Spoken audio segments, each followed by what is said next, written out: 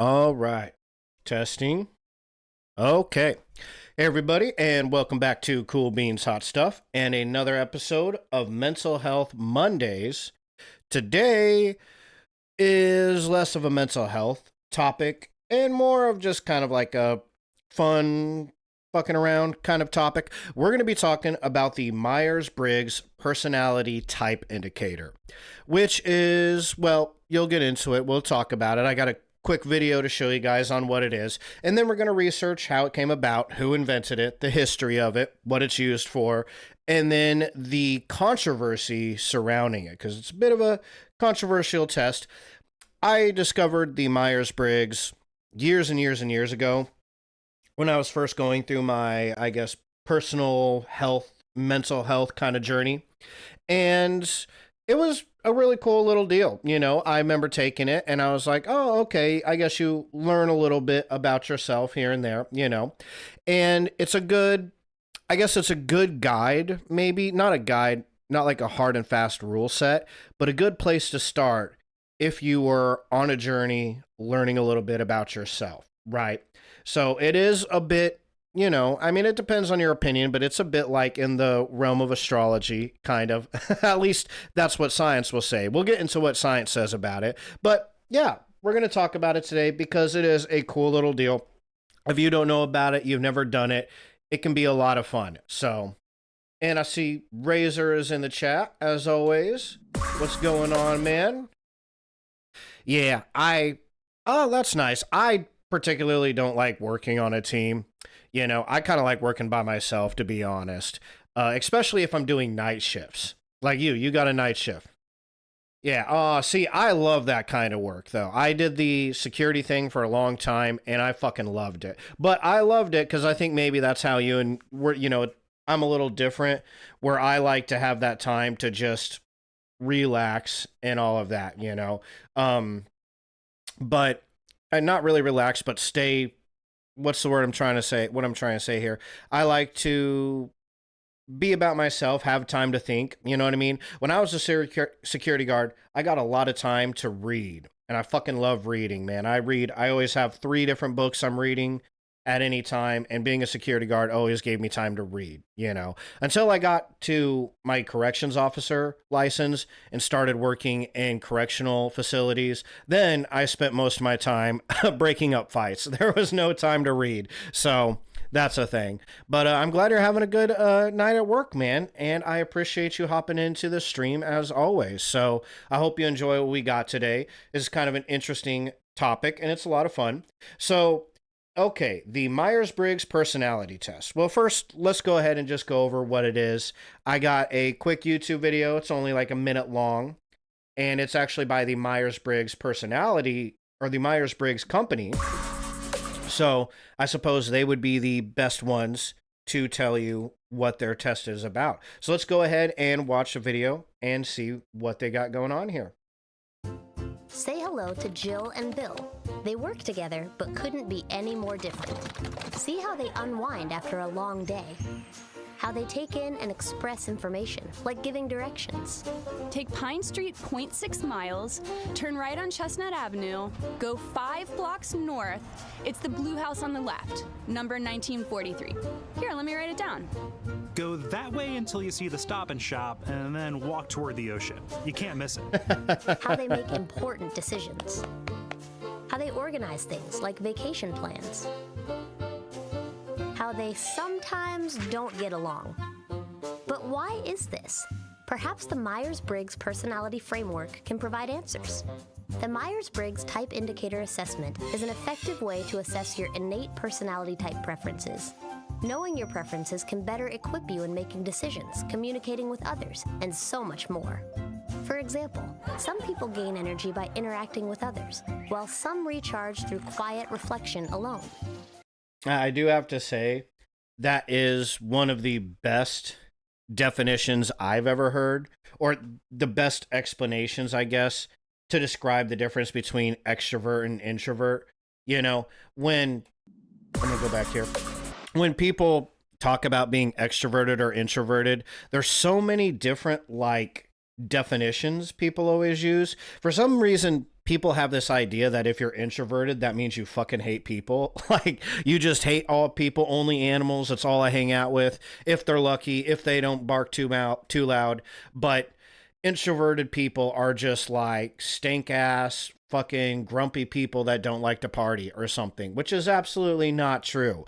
The best definition I've ever heard, or rings so true for me, is introverts just like their alone time. That's all. They recharge when they get to have that break from people. When they don't get to have a break from people, then they get haggard, you know. Whereas a lot of extroverted people are the opposite, it seems like, you know. I had a friend, one of the most extroverted people I ever knew, where he had to be hanging out with somebody, right? He would call me up some nights and be like, "Hey man, what's going on?" And I'd be like, "Nothing." Like, "What do you got going on?" He'd say, "Nothing going on." And say, "Okay, well, what are you calling me about?" And I said, "Oh, nothing, man.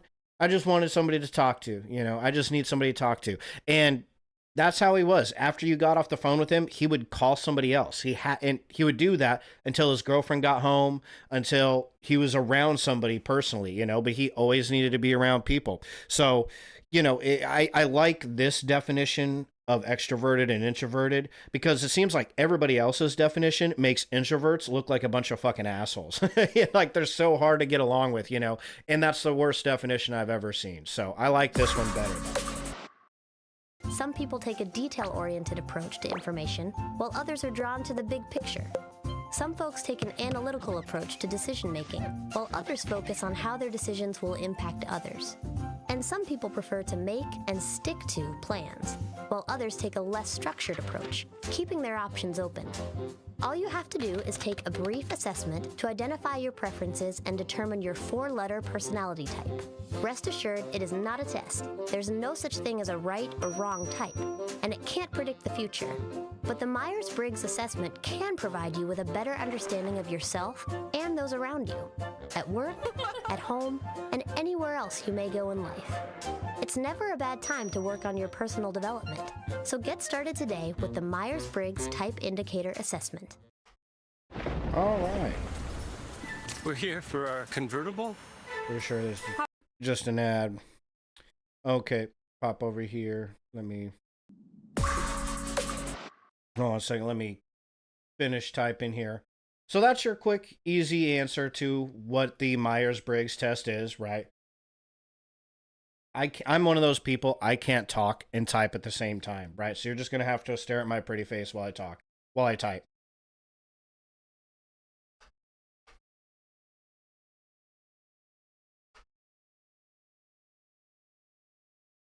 Thank God I'm not the worst typer, though, or the slowest typer, though. I can type pretty fast. So, okay. Anyways, that's your Myers-Briggs basic explanation. Let's dive a little bit deeper into it. This is from the Myers-Briggs website. So, went over, watched their little video about it. Basically, it's just an assessment tool for personality assessment tool. There's a bunch of them out there. Some are a little more popular than others. Some are a little more scientific than others. We will dive into how scientific the Myers-Briggs is here in a little bit, or at least what people are saying about it. But, okay, why is it so popular? The Myers-Briggs Type Indicator was created to help people better understand themselves and those around them. And I just want to throw in my 2 cents here. When it comes to just that, it is helpful. It is helpful. Even if this test is complete baloney and totally full of shit, it does at least give you a way of looking at other people differently, right? It can give you a way of changing your own perspective about yourself and the way you act. And there's nothing bad to be said about that. Honestly, if it can change your perspective on the people around you and how you look at them and different ways of analyzing yourself, your actions, and other people, I don't see anything wrong with that. It allows people to appreciate and respect differences for better communications, relationships, teamwork, and a better life. Teamwork, that's kind of what you were talking about, Razor. It's popular because it does what it was designed to do: help people live better, more self-aware lives. It doesn't measure performance, but instead measures core personality preferences that make us similar, different, and unique. So there is a lot of people who do use it. This is a very big test, regardless of what people say about the science, which, like I said, we'll definitely get into it. That's the good, juicy stuff. It is used by a lot of companies. Global organizations such as 88 of the Fortune 100 companies, government agencies, universities, colleges, and small businesses, NGOs, independent consultants, and companies like the Marriott, JetBlue, National Australia Bank, University of Alberta, Air Force, and Beauty Kitchen all use the Myers-Briggs uh, the Myers-Briggs type indicator. I always want to call it the personality test. It's a type indicator, but personality test. And yeah, now I imagine they all use it in conjunction with other things. I'm going to go off on a thing here. I'm not going to go off on a tangent. Spoiler alert, what I was going to say for the end of the stream is I would totally recommend, if you're interested in taking personality tests to kind of help understand yourself better, take all of them. Every single one out there. Don't just take the Myers-Briggs. Don't just take a single one, take all of them, because why not? You know what I'm saying? If it's good to take one, then take them all. Yeah. Okay, here we go. We'll dive a little bit into the science then.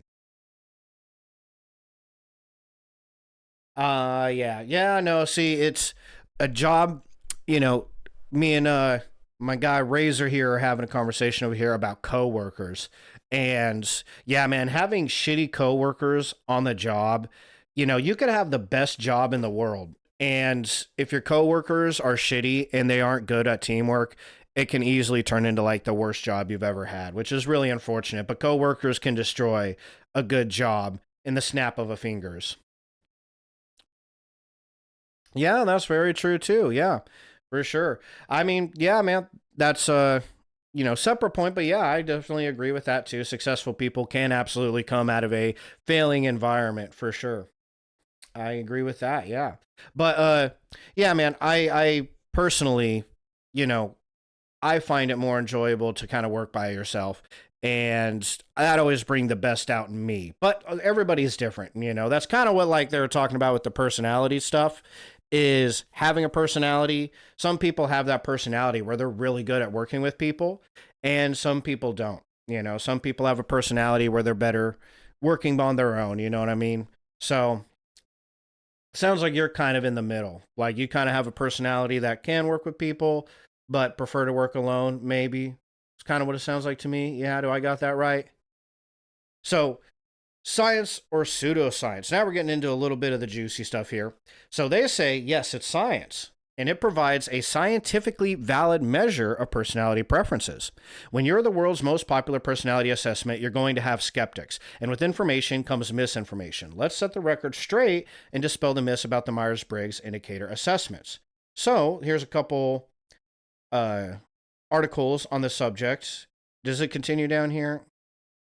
No, this continues into then how to use it, who they are. Okay, that's interesting. We're going to save this piece right here so maybe we can come back after we read all the naysayers and see what they have to say about it. You know what I mean?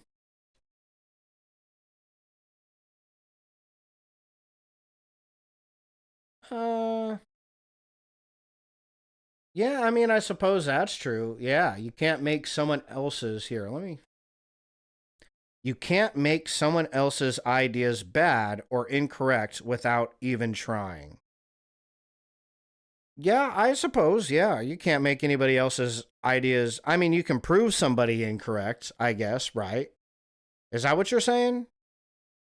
I feel like this is another one of those moments where you're going to have to explain it to me like I'm a 5-year-old. What exactly you mean by that, right? Because I'm not sure oh, crap, hold on. I'm not sure I get exactly what you're saying there. Yeah, rephrase that one for me. Rephrase that message for me. Because I'm not entirely sure what you're going for there. You know what I mean? Okay, so we're going to dive into the Myers-Briggs, what they think about the science, the pseudoscience, what have you, aspect of it. Oh, here we go. Ah, okay. Like when somebody tells you routine work is not suitable. Oh, sure. Yeah. Everybody has their own idea of work. Absolutely. That makes sense. Yeah. Suitable. They have their own idea of work. Sure. That makes sense. Yeah. Absolutely. One person's idea of work is another person's, idea of a vacation, I guess. I know a lot of people, it sounds surprising, but I know a lot of people who love manual labor, And I know a lot of people who don't, you know. Personally, I fucking love like going to the gym and spending hours in the gym. It's a fucking blast to me. And some people, you can't even get them to go sit in the gym parking lot, you know. That makes them break a sweat.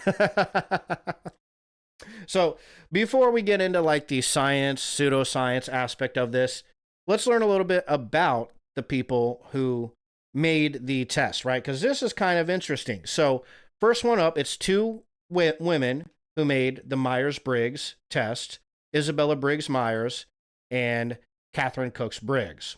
And I forget how they're related. They're related in some way. We're going to read how. Okay. So, really short little Wikipedia articles here. You know, I fucking hate using Wikipedia for my streams, but this is the only source where I can actually find any like true blue historical information on these people. You know, that's about it. Oh, yeah, absolutely. Yeah. Here.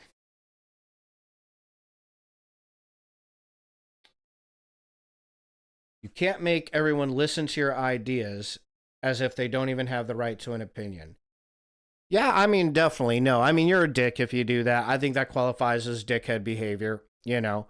And unless, you know, you're physically forcing people to not share their opinion, you know, no, you absolutely can't. Just makes you a butthead if you try that. You know what I mean? So that's true. Very good point. Yeah, absolutely. So, Isabella Briggs Myers was an American writer who co-created the Myers-Briggs type indicator with her mother Catherine Cooks Briggs. Okay, that's the relation. Gotcha.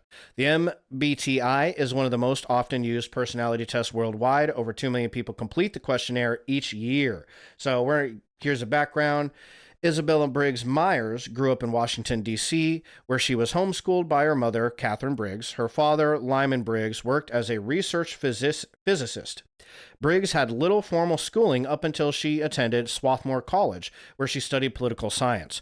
During her time at college, she met Clarence Gates Myers, who was studying law. The two married in 1918 and were together until his death in 1980. Oh, wow. It's a long time. When Briggs Myers died in 1980, she left the copyright to the MBTI, which was little known at the time, to her son, Peter. Okay, so about the personality indicator. As World War II. Oh.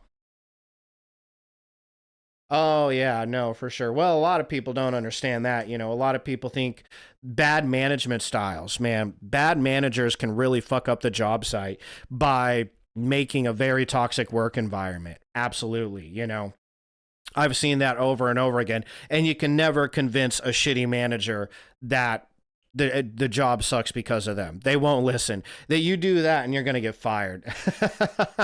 But I have absolutely seen managers who think that they're trying to make a good working environment, and they're absolutely not. It's them that's making the environment bad. I've absolutely been there and seen that at multiple job sites. So, especially in construction, it happens all the time. It's unfortunate, but it happens.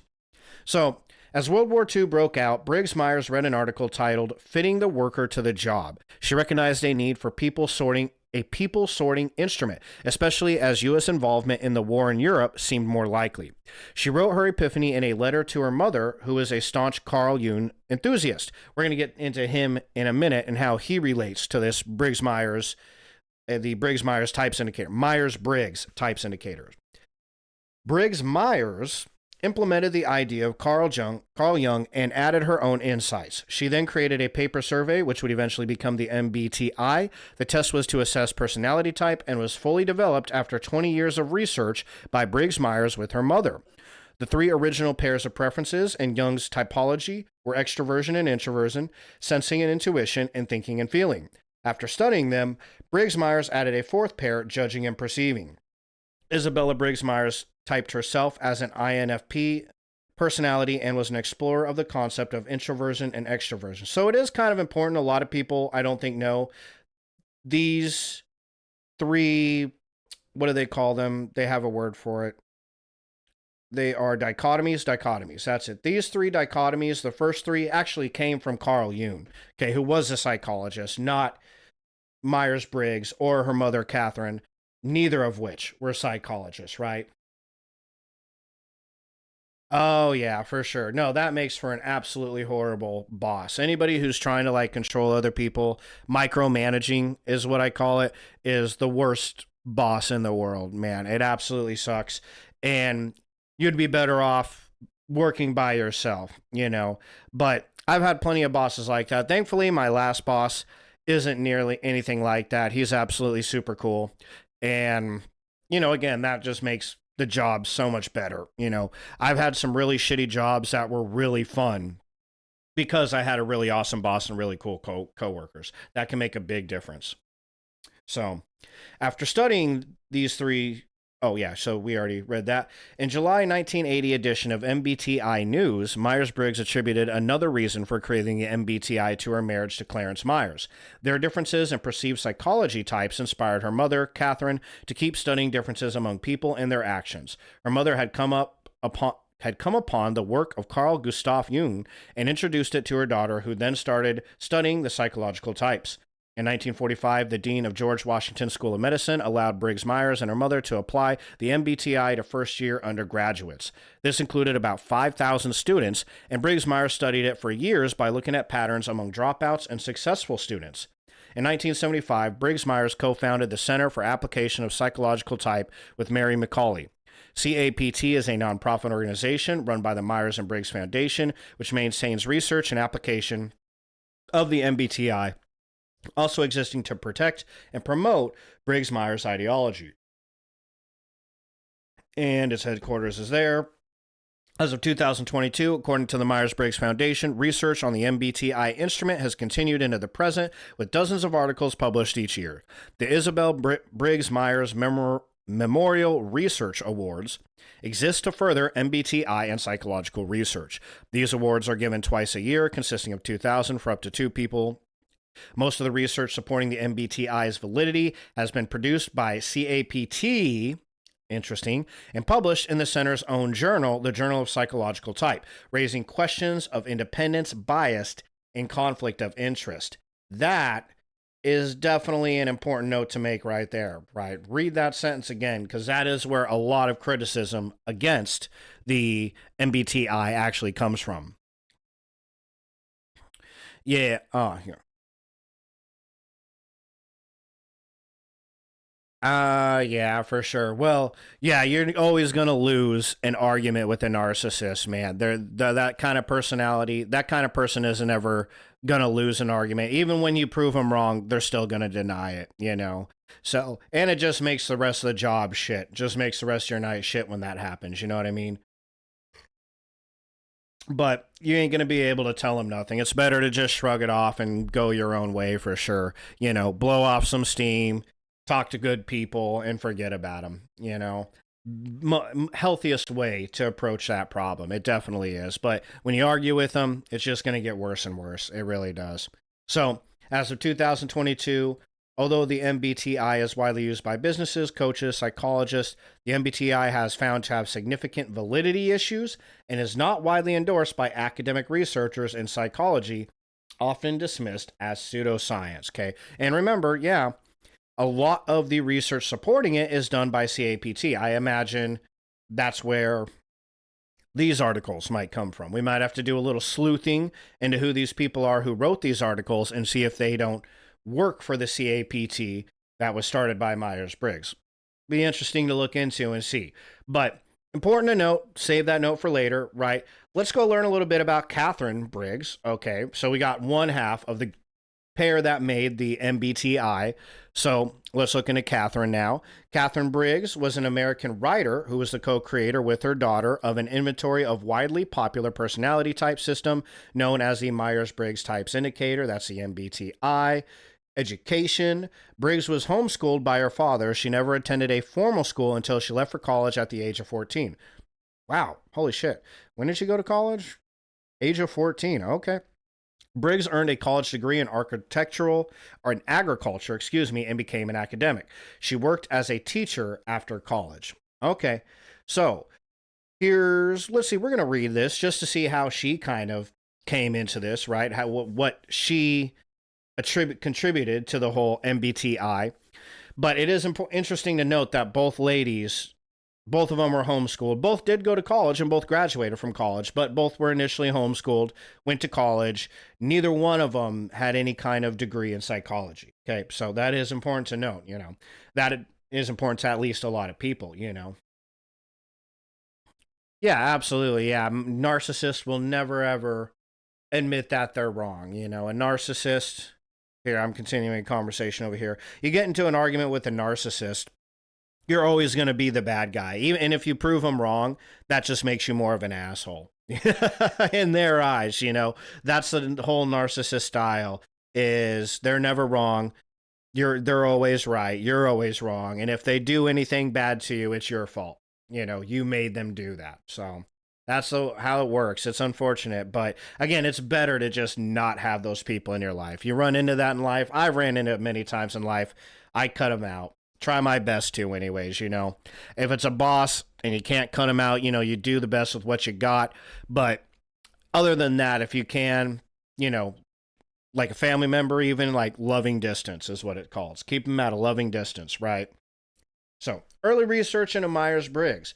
Briggs looked at data from studies of contemporary children's educational and social development theories. She created a vocation test for children, as she saw this as a key to child's future happiness and well-being. Uh-oh. Looks like I had some sort of connection issue over here. Hold on. Maybe I didn't. Doesn't look like I did. Okay, whatever.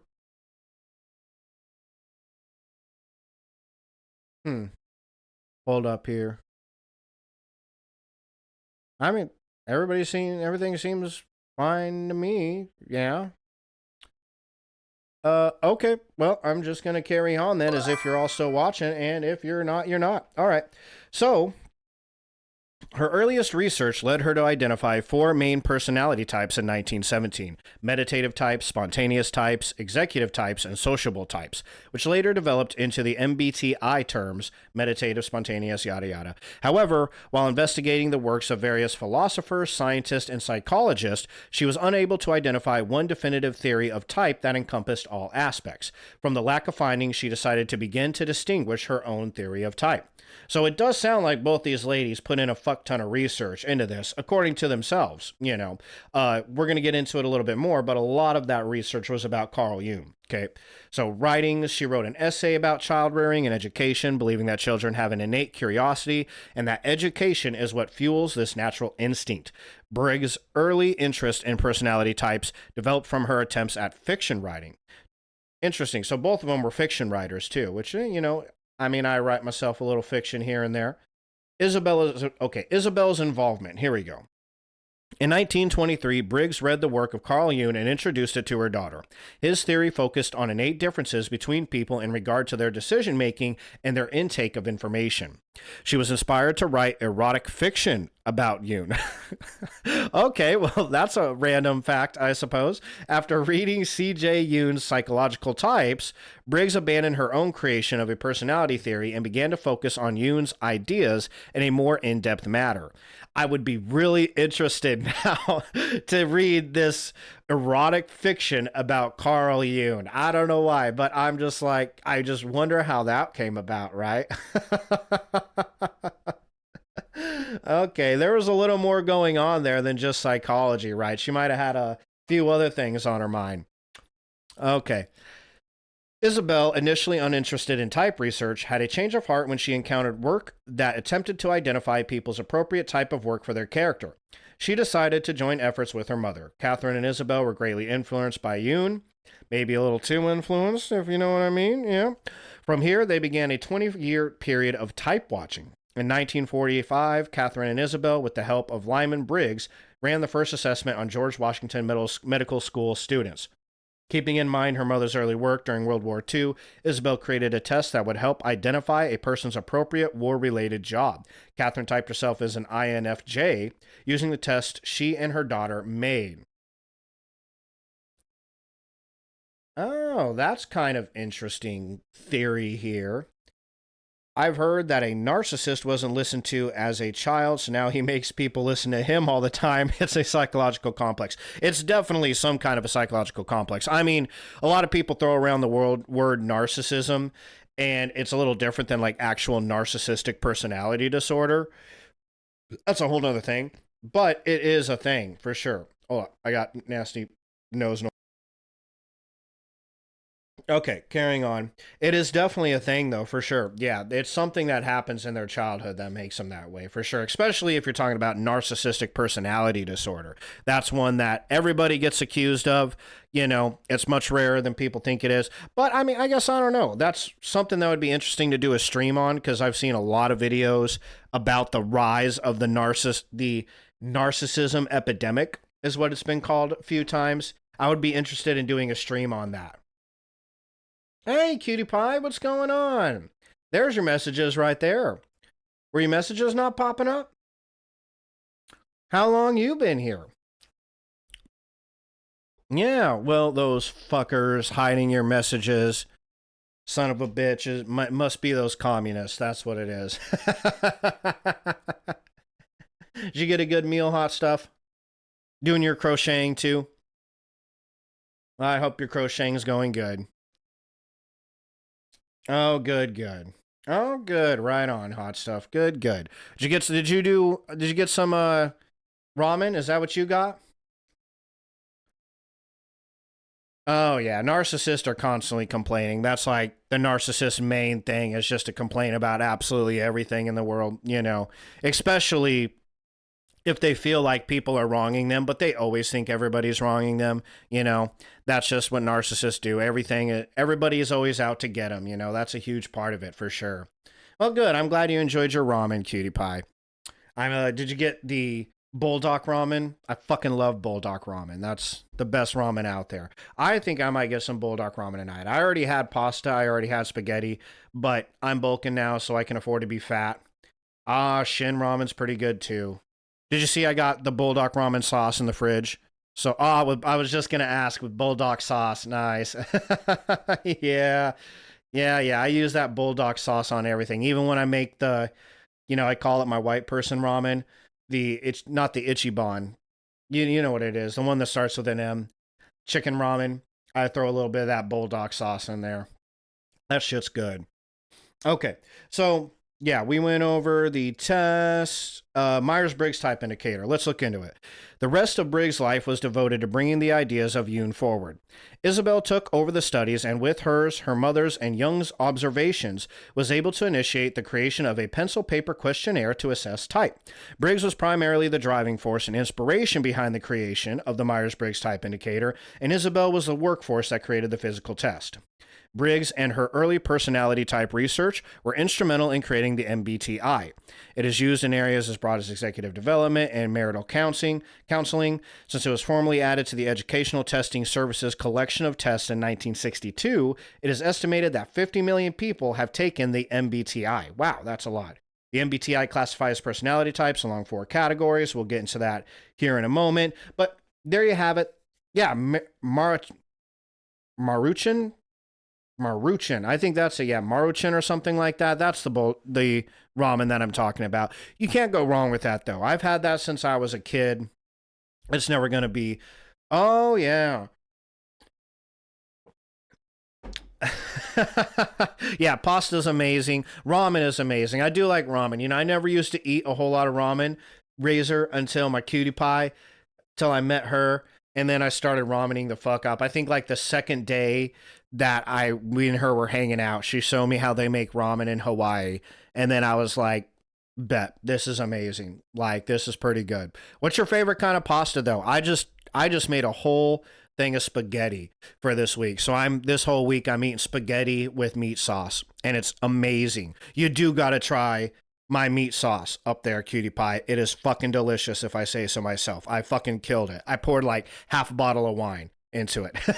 So it's good. And if it's not good, it might get you drunk. So, and you might end up thinking it's good anyways. All right. So you've seen, we went over the people who made the Myers-Briggs indicator. Oh, you're so sweet. So sweet and naughty. Oh, that was just a typo. Okay, well, poor me. So yeah, we've gone over the people that make the Myers-Briggs type indicator. You know what their background is. And yeah, a lot of people are very blown away. Intentional typo. Okay, I'll take that. That makes me feel better. Thank you. Okay, so my confidence is back up then. Oh, pasta with Parmesan. That sounds delicious. Yeah, pasta. I mean, any kind of pasta is good. Honestly, when I was a kid, my mom used to make me pasta with just butter and salt and pepper. And that was fucking amazing. That was comfort food when I was a kid. You know, you can't go wrong with pasta, really. And that includes ramen too, dude. I mean, any kind of noodles, even if it's like rice noodles, what is it, vermicelli noodles or whatever. I fucking love noodles, man. Anything with noodles, you know, it helps when you're working out too, because it gives you that pump. So you can go into the gym, you get shit ton of carbs, and then just go, you know, work it the fuck out. It's pretty awesome. So, but okay, so when it comes to the MBTI, a lot of people are very blown away to learn that neither of these two women actually studied psychology in their background. That's not a part of their background. Kind of mind blowing. It is. A lot of people are kind of like, what the fuck? I figured these people would have been like amazing psychologists, and they're not, but they did, according to them, read a lot about psychology and did a lot of studying specifically into Jungian psychology, right? So there you have it. And what did I have here? Okay, a little bit more on the creation of the MBTI. Oh, nice. Yeah, that's the way it is, Razor. Sure, sure. Well, good. Yeah, your mom make pretty dope food.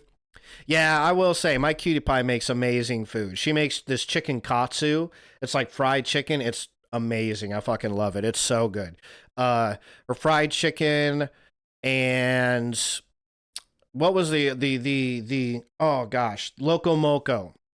The last time you made Loco Moco, cutie, that was fucking amazing. So, uh-huh. And my mom made some amazing food when I was a kid too. I definitely ain't shaming my mom's cooking. My mom is a badass cook. So my dad actually is too. He makes amazing fucking chili and amazing biscuits and gravy. So I don't know if you guys got biscuits and gravy in Saudi Arabia, but in Wyoming, man, biscuits and gravy, people live off that shit. So that's our food of choice. That's comfort food back home. All right, so this is just an interview about MBTI and how it kind of came about. Oh, you think so? I was going to say they might be watching, so be careful with that. There you go. Follow it up with that. Yeah. Oh, that's funny. Well, all three of you are amazing cooks, Cutie Pie. I'll definitely say that. And not a single one of you is as good of a cook as me. I'm just saying, just threw it out there. All right. All y'all got a good, solid second place, though, in my list, for sure. Okay. So, on the design of the early tests, what she started to do, this is Catherine Briggs, was gather the neighborhood children in her home and test their personalities. She wanted to help them design programs of education that would help each one of them individually self-actualize. So she started by giving their parents a questionnaire, a forced choice one, which meant there were only two answers, A or B, and you had to choose one. They asked parents questions like, is your child calm or impulsive? Does he get upset very often or rarely? Does he sleep in your bed at night or sleep by himself? And from these questionnaires, she devised her first set of different personality types of children. This was the origin for the Myers-Briggs type indicator as we know today. Yeah, the Myers-Briggs type indicator is very similar to that if you've ever taken it. Yeah, that was personal. Those are fighting words, right? Yeah, Razor, actually it is. Yeah, Cutie Pie is from Hawaii, and they're very Asian influenced down there. Absolutely. But yeah, absolutely, it's Japanese. That's interesting you know that, yeah. So, okay, yeah, that's how the Myers-Briggs type indicator, that's how it generally works. You get 4 different questions, you have to choose one answer or the other, even if they don't entirely fit you, you know? I mean, that's kind of how every personality test is. Myers-Briggs is not alone in that. So, okay, on Briggs discovering the work of Swiss psychoanalyst Carl Jung. She spends so much of her adult life caring for children, both hers and others, that when her only daughter Isabel goes off to school, she falls into this very deep depression because she doesn't know what to do with her life. And it's during that depression that she first reads Carl Jung's Psychological Types and becomes absolutely devoted to it.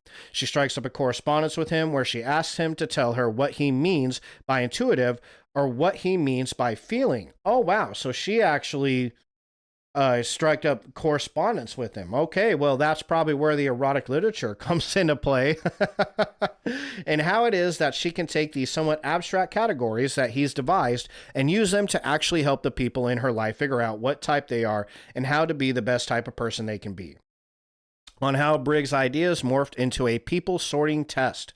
For Catherine, it was really a spiritual quest. She was a deeply religious woman, and she believed that the only way to really save your soul was to figure out who you were and to live life according to that best version of yourself. That's kind of interesting. You know, Isabel, her daughter, inherits the language of a type a little bit later on, right around World War II.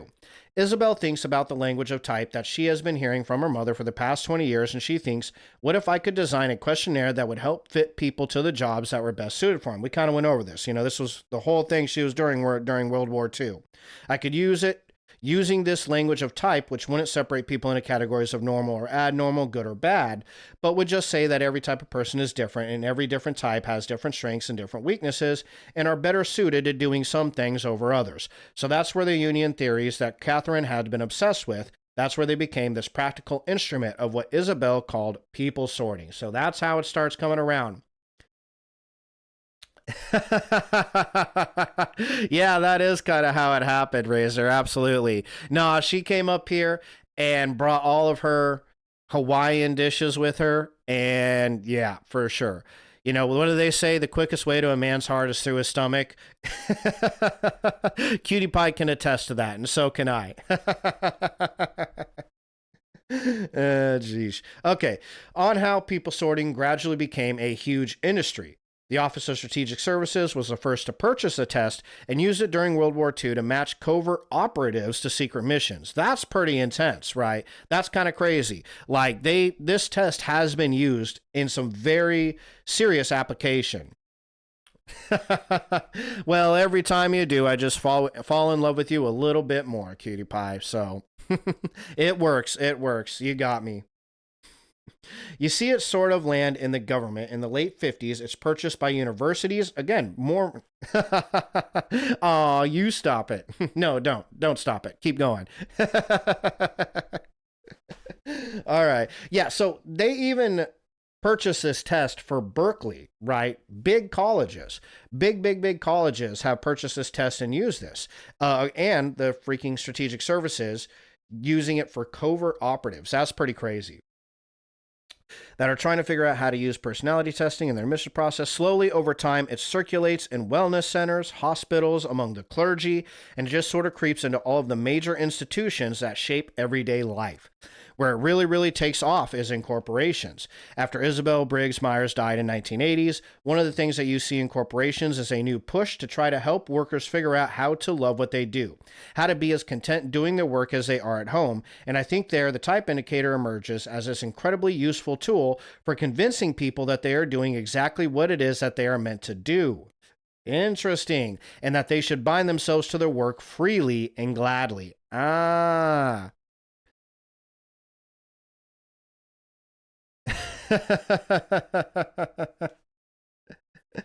Yeah, no, for sure. No, my Cutie Pie is pretty awesome. She is. She's more than just a good cook, too. She's a great cook, but she's an awesome girlfriend. Even better girlfriend than she is a cook. So, and an amazing crocheter, too. I don't know if you saw one day on stream, I brought my my sweater she made for me. She made me a whole ass fucking sweater. It's pretty fucking dope. I might, if I take a break and take a piss, I'll come back with it on because it's a pretty fucking sexy sweater. I mean, I'm not the most fashionable guy in the world, yeah, but my Cutie Pie sweater makes me look like I know something about fashion, no more than I do, that's for sure. So, it is pretty cool. Let's see, that's pretty interesting though. I thought that was a very interesting sentence there. That corporations use the test to convince people that they're doing exactly what they love. Very, very interesting. I don't know if that's necessarily a good thing, right? So, on why people are drawn to the test, even if it doesn't hold up scientifically. What makes the MBTI so compelling and so seductive is that it offers us a really easy and non judgmental language of the self. It offers us a vocabulary to talk about who we are and what our desires are, and it doesn't make us feel like we have to apologize for those desires. I think there is just a real hunger for self knowledge, particularly at times of great transition.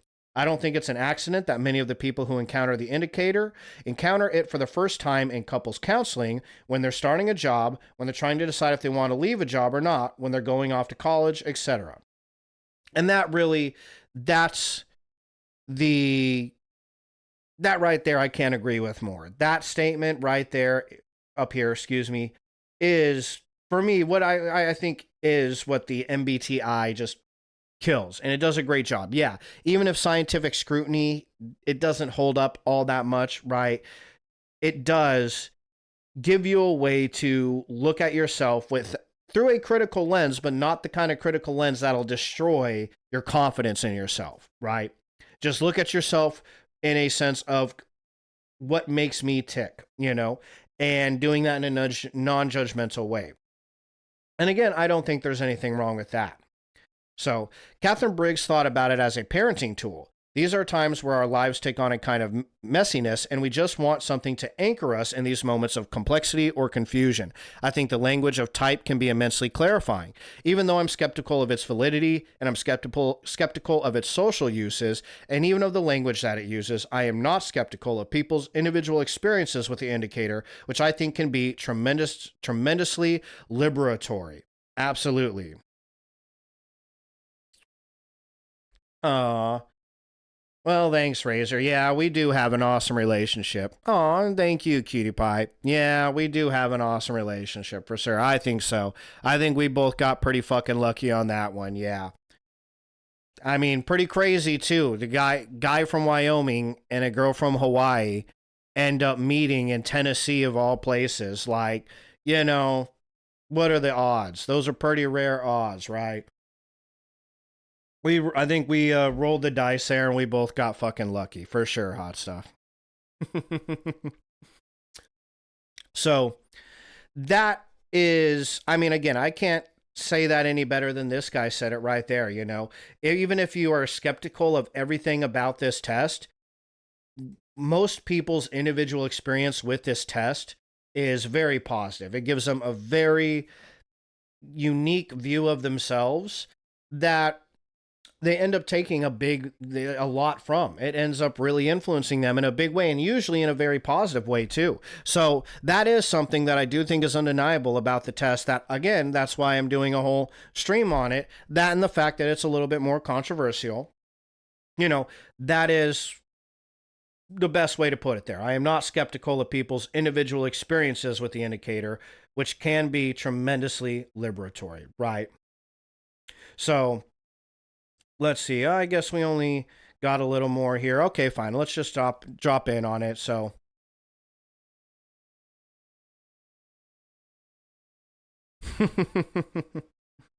oh yeah, that's great advice. Absolutely good advice. Yeah, no. Well, me and Cutie Pie, we're not the kind of people who care what other people think about us, anyways. But it's absolutely true, man. And everybody has problems. All relationships will end up having some problems, but that's a huge test on whether or not you're good together, because you're going to end up butting heads. But if you can butt heads and still make up and still remember that at the end of the day you love each other and everything is going to be okay, and not get to the point where you do something drastic, you know what I mean? Some people, they butt heads and then they go out and cheat on their spouse, or they get violent or something like that. If you can argue and come to an agreement without doing something that extreme, that's a good indicator that you got a really good person in your life, And aside from the handful of times where my cutie pie has gotten super violent and punched me in the face a couple times, most of the time it's perfectly good. Okay, that was a joke. My cutie pie is super sweet. Never punched me once, not even once, even though I'm sure she's thought about it a few times.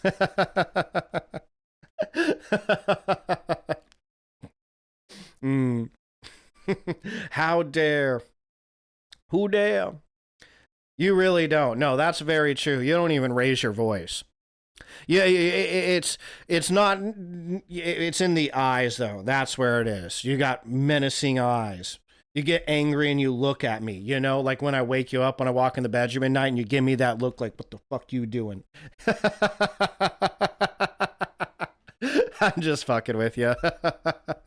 No, but you don't even yell. That's very true. You're one of the few people I know that when you get angry, you don't even raise your voice, you know, or say anything mean, neither. You know, that's a big one too. When you start saying hurtful things to the other person, that's a very serious problem. And you don't do anything like that. Yeah, I thought you would think that was pretty funny too. Yeah, you got any relationship like that, Razor? You got a good girl in your life? Hopefully you do. You seem like a good guy. You seem like if you don't have a good girl in your life now, that you're probably going to have one here very shortly. So, yeah, on the rest of this, we don't need to read the rest of this. Again, this whole article will always be in the description to the YouTube video. Well, okay, that happened a couple times, but since I wasn't conscious, it doesn't count. Maybe it was like unconscious anger. That's what might have happened. I was sleeping and I was just like dreaming about it, and I was like, oh, that bitch, that one time she.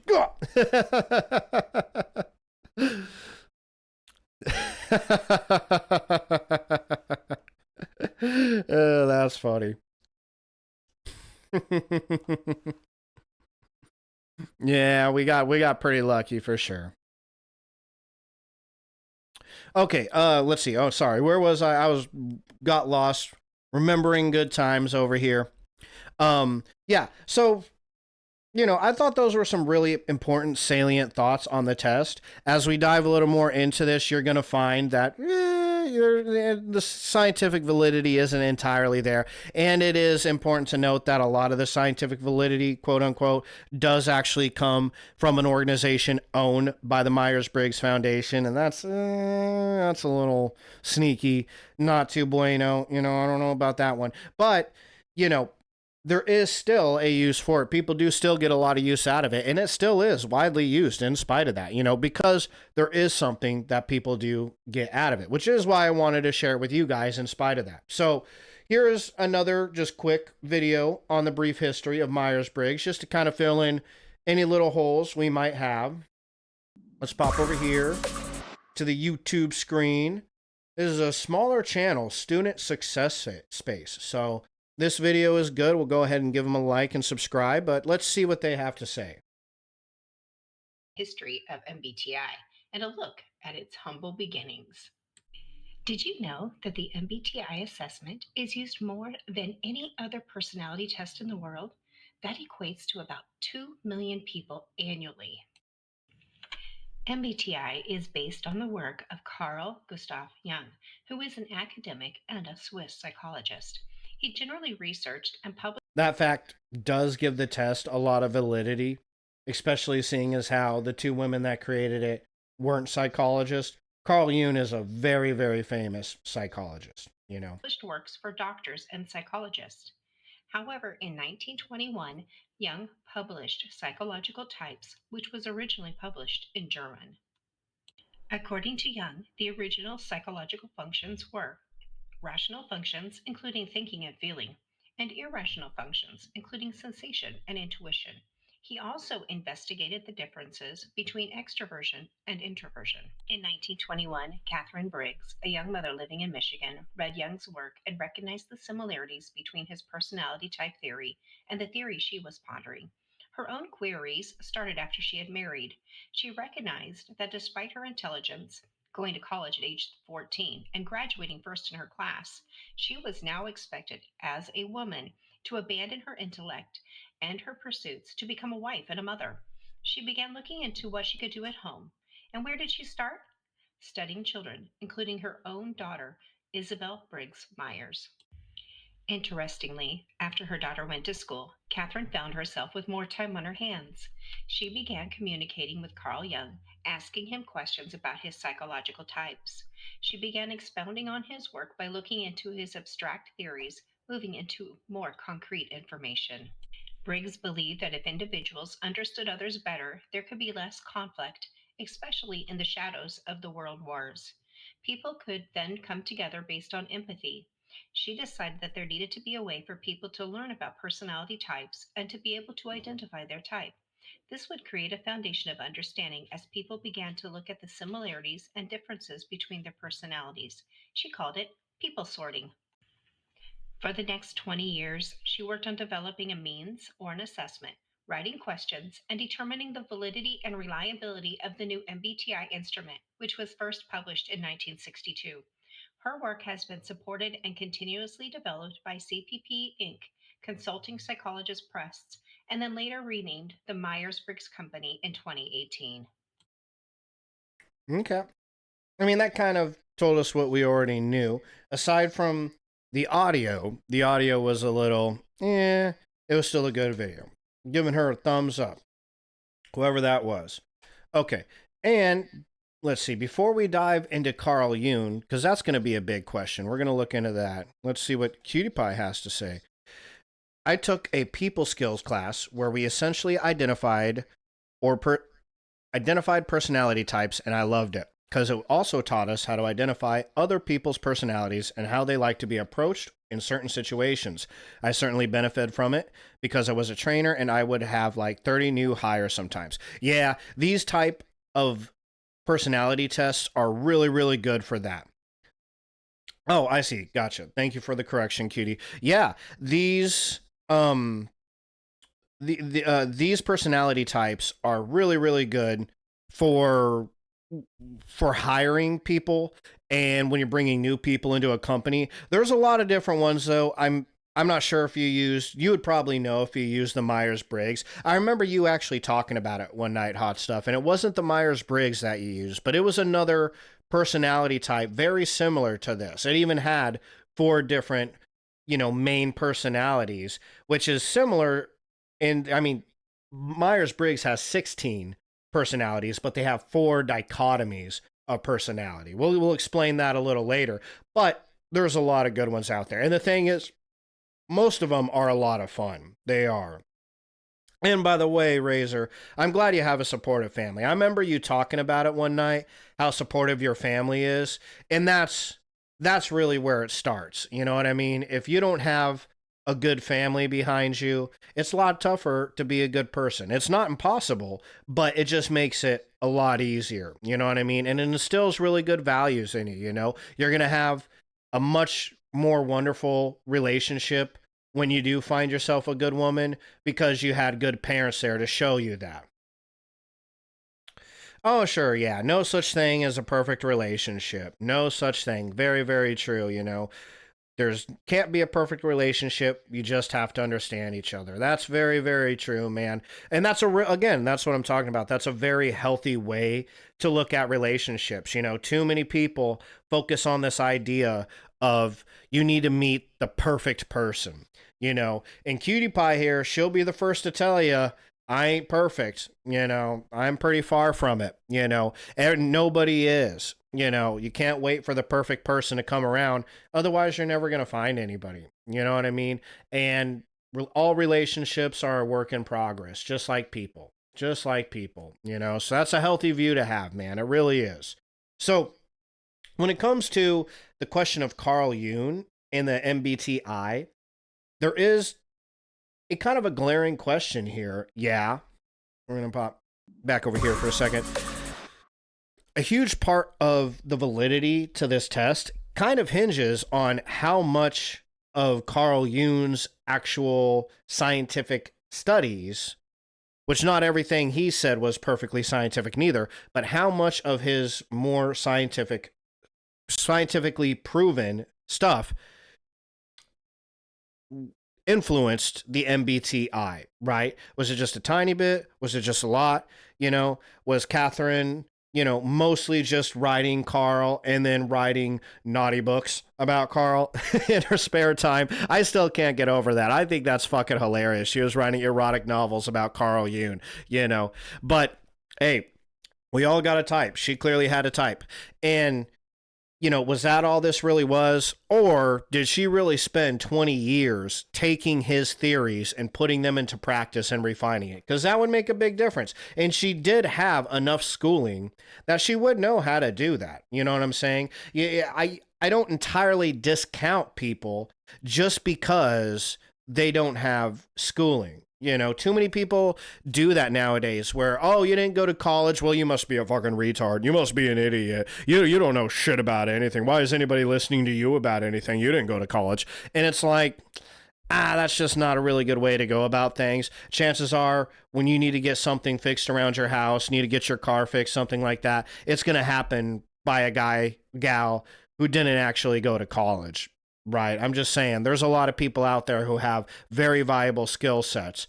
And just because they didn't go to college, that does not mean that they're stupid. It's certainly, if you go to college, it certainly means one, you're more educated. And two, that does greatly increase the chances that you are intelligent. But it doesn't always work that way 1-to-1. It doesn't. So you can't just call people stupid or assume people are stupid because they didn't go get a degree. And if this lady who did go to college, she just didn't go to college for psychology, did take what she learned in college, like critical thinking skills, the ability to enact the scientific method, and she used that to put Carl Jung's theories, who was a very famous, very professional, well-renowned psychologist, she put his theories into practice. Well, okay, then I'm a little more sold on it. You know what I'm saying? Here, let's pop back over here.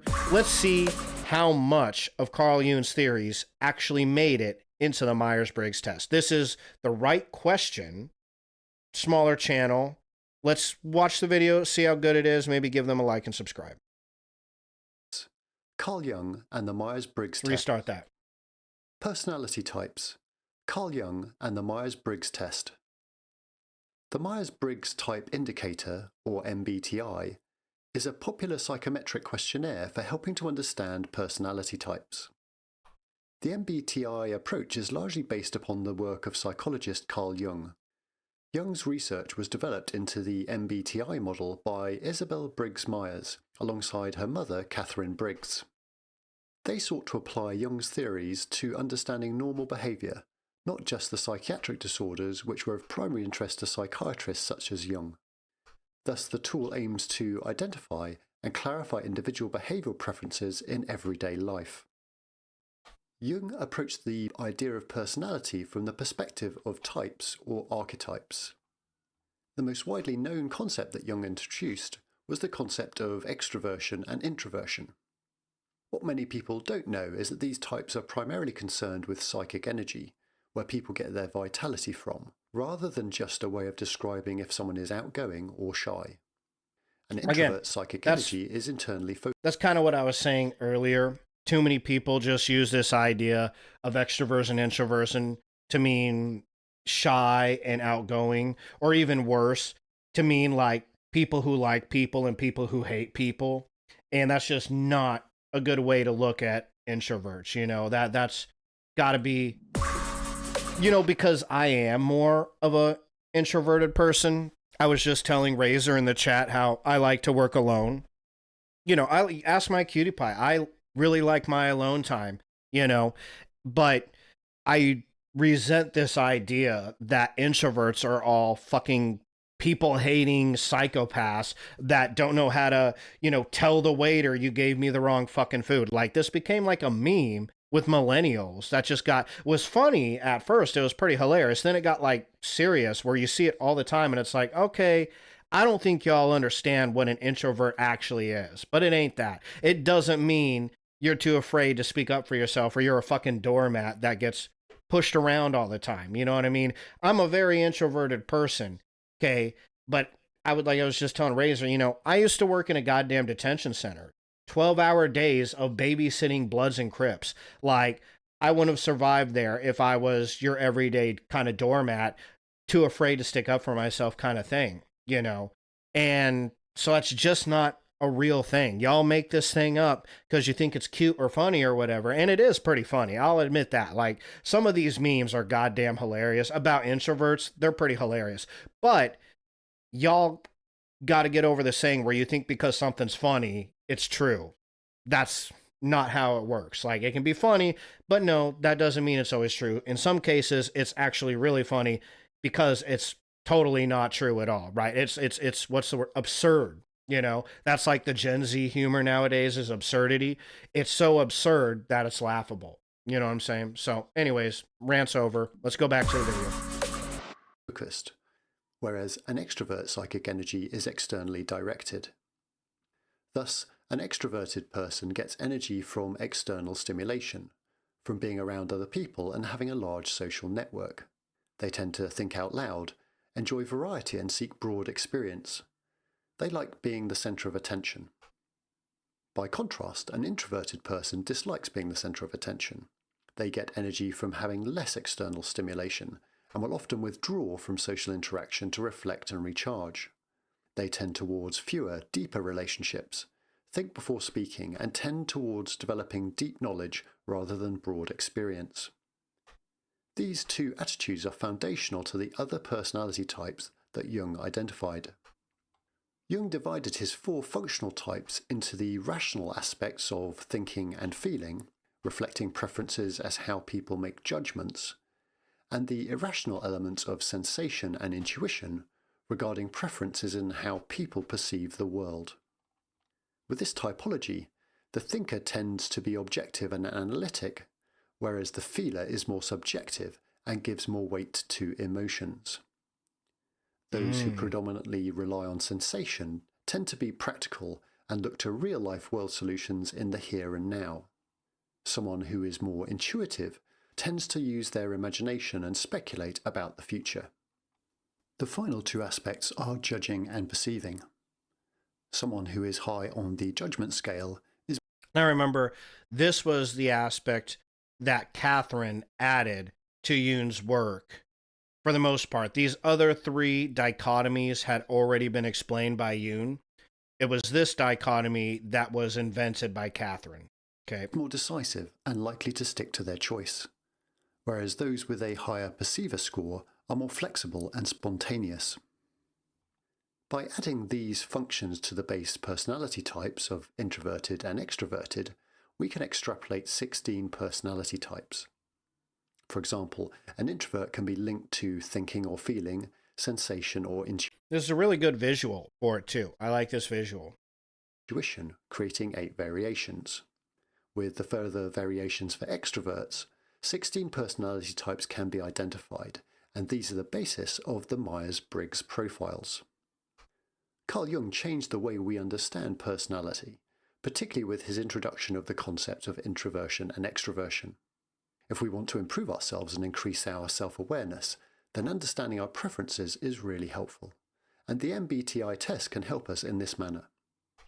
And if you're interested in further approaches to understanding personality, then I recommend checking out the Big 5 or Ocean model of personality as well.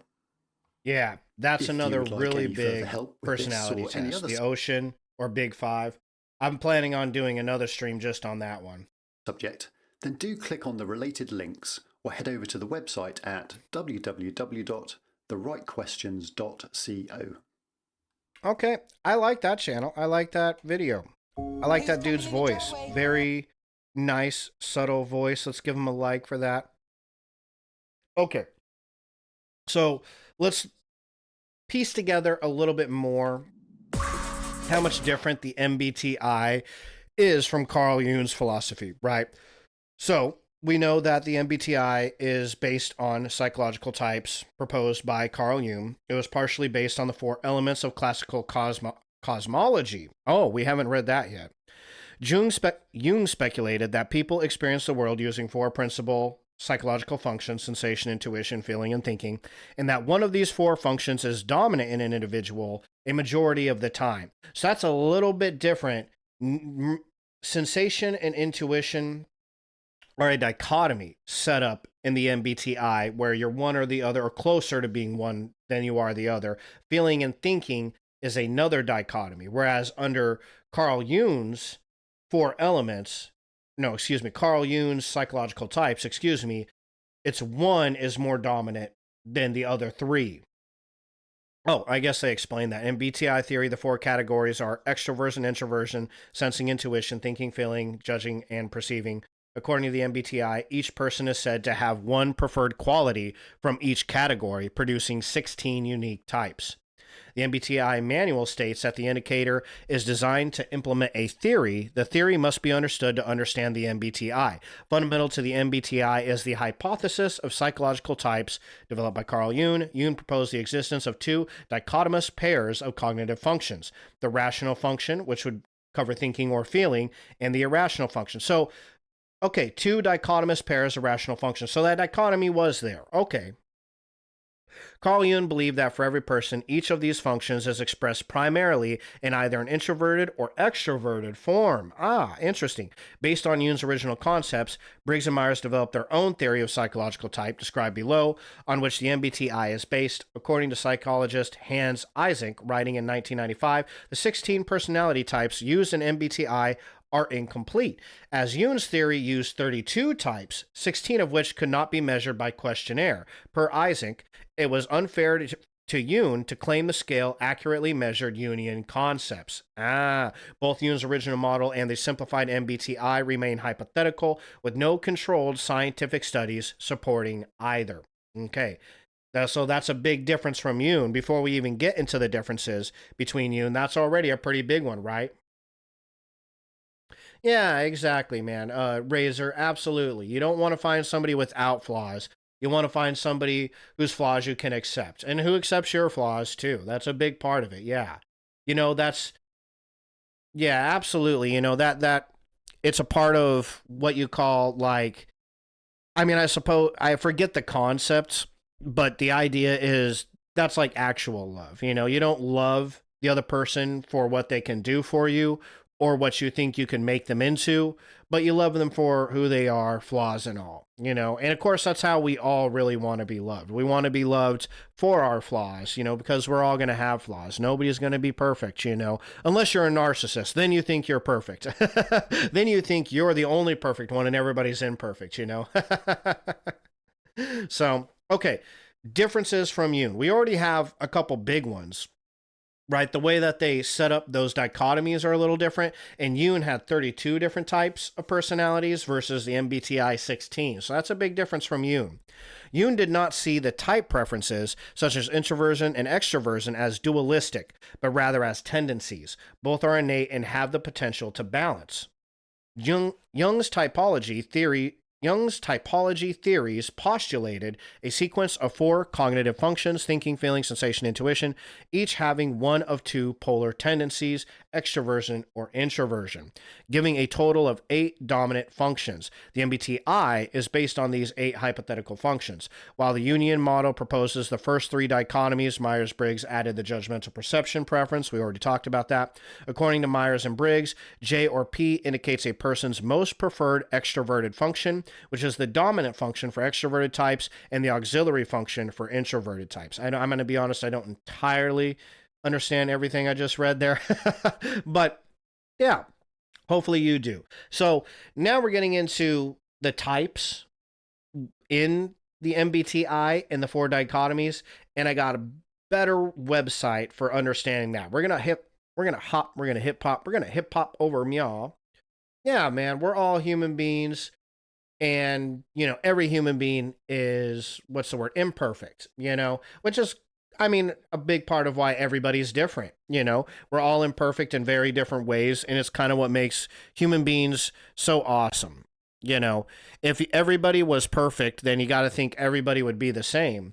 And then life would be insanely boring. A lot of the spice would be gone, right? Because we would all just be the exact same person. We'd all be perfect, whatever perfect looks like, and that would be a massive bummer. It would. There'd be no reason to love anybody else more than anybody else because everybody's perfect. So I'd much rather live in a world full of imperfect people, even if it gets messy sometimes, right? So, okay, here is, let's see, some assumptions made in the Myers-Briggs personality. Yeah, they got that. Inborn preferences. Okay, we don't need to read about that. The 4 dichotomies. Okay, this is what we want to look at. Okay, the 4 dichotomies of the Myers-Briggs type indicator. We've already kind of went over them. We know what they are. The first one is extroversion versus introversion. Extroverts are energized by external stimuli, such as social interactions and activities. They tend to be outgoing, talkative, and assertive. They often seek social engagement and enjoy being around people. Introverts are energized by their inner world of thoughts and ideas. They tend to be reflective, reserved, and focus on their own thoughts. They often need time alone to recharge and can find social interactions draining. So keep that in mind. Measure how you think about yourself. Which category do you think you fall into? Yeah, absolutely, man. You got it. No, for sure, man. I think you got a really good understanding of what a healthy relationship is. And that probably comes from having two awesome parents, having parents that are amazing people that set that standard for you. You know what I mean? And that's a big deal, man. A lot of people can figure it out even without their parents setting that standard, but a lot of people can't. A lot of people have too hard of a time understanding if their parents didn't set that standard of what a good relationship is. So it does make a difference. It really does, for sure. Yeah, that's very true too, man. Yeah. Oh no, for sure. The Having a healthy relationship in your life just makes you an all-around better person. And not doesn't just make life better, but it forces you to grow into being like the best version of yourself. I definitely believe that, man. When you have an amazing person in your life who loves you, it almost forces you to be a better person. It forces you to be a better version of yourself almost for them. That's almost like a thing where you almost want to be. It forces growth. A healthy relationship is always going to force growth in people. And that doesn't mean that you have to change everything about who you are for your partner. All I'm saying is just a healthy relationship is going to have that give and take dynamic. And from that dynamic comes responsibility towards the other person. And that is going to create, combined with the happiness you get from that relationship, the best version of you. It really is. So I totally believe that. Okay, so ruminate on that first dichotomy there. Kind of think what you feel about it, what you think, which one you think you kind of fit in, extroversion or introversion, right? Based on this description right here. We're going to continue. Sensing versus intuition. By the way, extroversion is E, introversion I, sensing is S, intuition is N, right? So when you get into these 16 personality types, you get ISTJ, ISF, INFJ. The I would stand for introverted, N would stand for intuitive, right? So that's where the letters of the 16 types actually come from. Okay, number 2. Sensors, or people with that who prefer sensing over intuition, prefer to gather information through their 5 senses and focus on concrete, specific details. They are practical, realistic, and tend to rely on past experiences and facts. Intuitive people prefer to gather information through patterns, possibilities, and future-orientated thinking. They are imaginative, innovative, and tend to look for underlying meanings and connections. So if you're more of a patterns orientated, future orientated thinking, maybe you're closer to intuition. If you're more of a past, practical, realistic, relying on history to give to gather information, you're more on the sensing. So again, based on this description, read that paragraph again and decide which one do you think you are. You're more on the sensing or you're more on the influencing. You know what I mean? Oh, yeah, absolutely, man. No, yeah, man. When you see somebody who's happy and is enjoying life, especially like succeeding at something too, that always gives you like the motivation because it can happen. That's the thing. Too many times in life you get this idea from a lot of people that you have to like be a bad person to get ahead. Yeah, you come across this all the time on social media. This is one I think is one of the most damaging aspects of this concept that you only get ahead, particularly in America, this idea that capitalism is exclusively just made out of taking advantage of other people. If that's the case, then the only conclusion you can come to is that the people who succeeded in society succeeded because they took advantage of other people because they're bad people. Thus, the only way for you to succeed in society is for you to be a bad person. And there's so much of that thinking going around on social media that it can really break you down. It really can. And it can fuck with your concept of the world. It really helps to go out there and meet and find good people who are happy and succeeded at life, and remind yourself like it is possible. It is very, very possible to be a good person and succeed in the world. And that motivates you to do that. When you see that it is possible, you become motivated to go out and do it. You know what I mean? So it is important to have that kind of influence in your life. Absolutely. I believe that 100%. So good comment. Very good comment. I absolutely agree, man. I do. So third category here, thinking versus feeling. Thinking is the T. Feeling is the F. Hear that, cutie pie? The T. So thinkers make decisions based on logic and objective analysis. They prioritize fairness and impartiality when making choices and tend to focus on the facts and the consequences. So much more concrete, right? Feelers make decisions based on their values, emotions, and empathy for others. They prioritize harmony and consider the impact of their choices on other people's feelings and relationships. So you're more towards weighing your decisions based on the emotional impact and the emotional result versus the concrete logical result. That's kind of the difference between thinking and feeling. Again, it's important to note a lot of people would take this point right here and turn it into some sort of thing of like, oh, well, you know, thinkers are intelligent, feelers, everything's just emotion and you're a pussy. And that's not what this test is saying at all. So don't think of it like that. Again, the MBTI isn't meant to use that kind of critical language, you know. It's just giving you an idea of how you operate in the world without the idea of whether it's good or bad. Whether or not it's good or bad is entirely up to you. The test itself isn't saying anything regarding that, you know. And then the fourth pair, the fourth dichotomy, judging, J, obviously, and perceiving, P. Judgers prefer a structured and organized approach to life. They like to plan, make decisions, and stick to schedules. I am definitely one of those people. They are often seen as decisive and reliable. Perceivers prefer a flexible and adaptive approach to life. They are open to new information, spontaneous, and enjoy improvising. They may be seen as more spontaneous and a little less structured. Okay, so read that and decide which one you think you go into, and you'll kind of have a rough idea after these four paragraphs that we just read, which one you kind of hop into. And then that would give you an idea of the 16 personality types. Generally, you would want to go do the questionnaire to know for sure, but it can give you a rough idea. Just thinking, we're just spitballing here. You're just having fun. We're reading about it. You know, decide which one of these you fit into.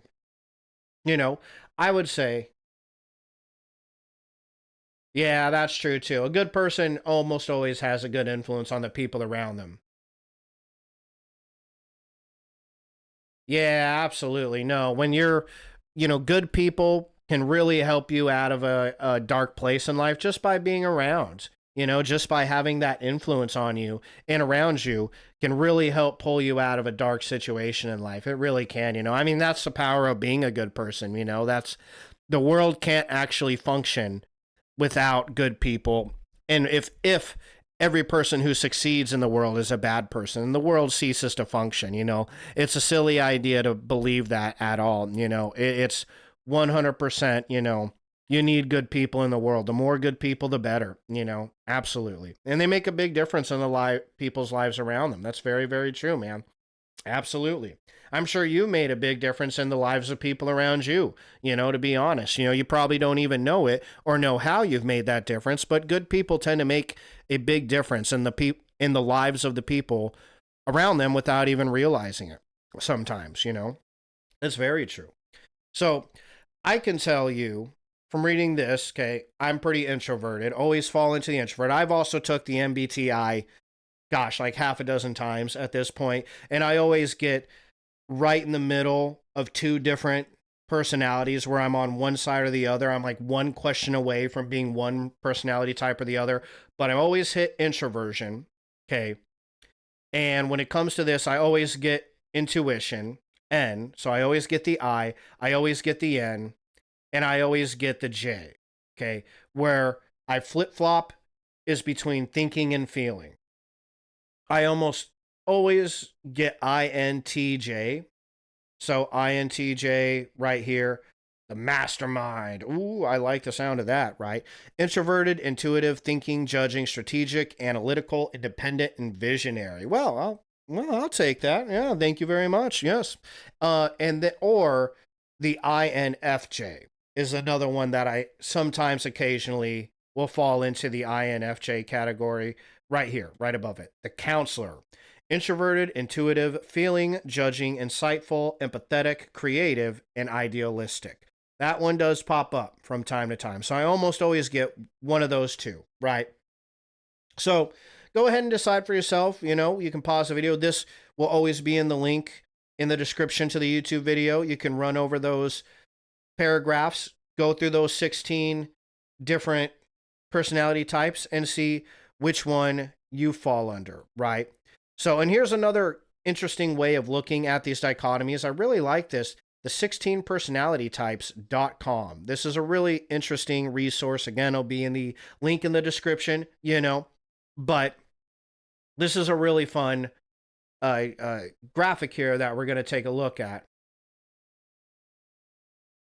Oh, no, I think you are. I mean, I think even that right there, the idea that you don't want to say that you're that kind of person and then risk lying, you know what I mean, is almost in itself an indicator that you're kind of person, right? Because you can't be a good person and be dishonest, right?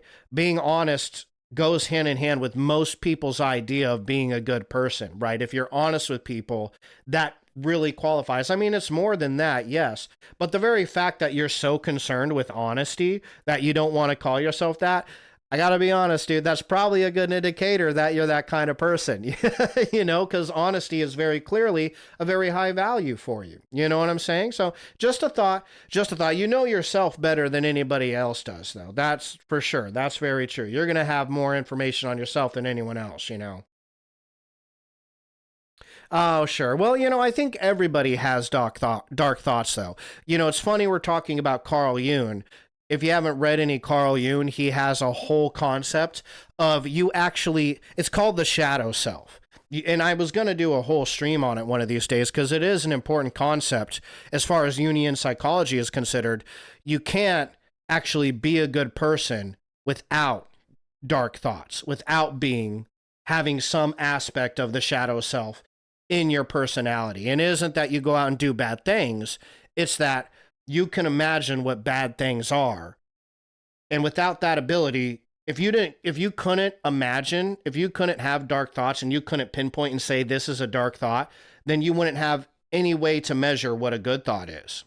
See what I'm saying? You would have no way of knowing, right? Without dark, you can't have light. You wouldn't know what that was. You have to understand both in order to understand one or the other.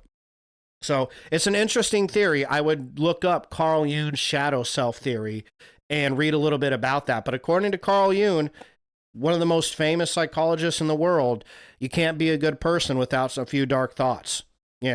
Just saying. It's an interesting theory, though. It really is.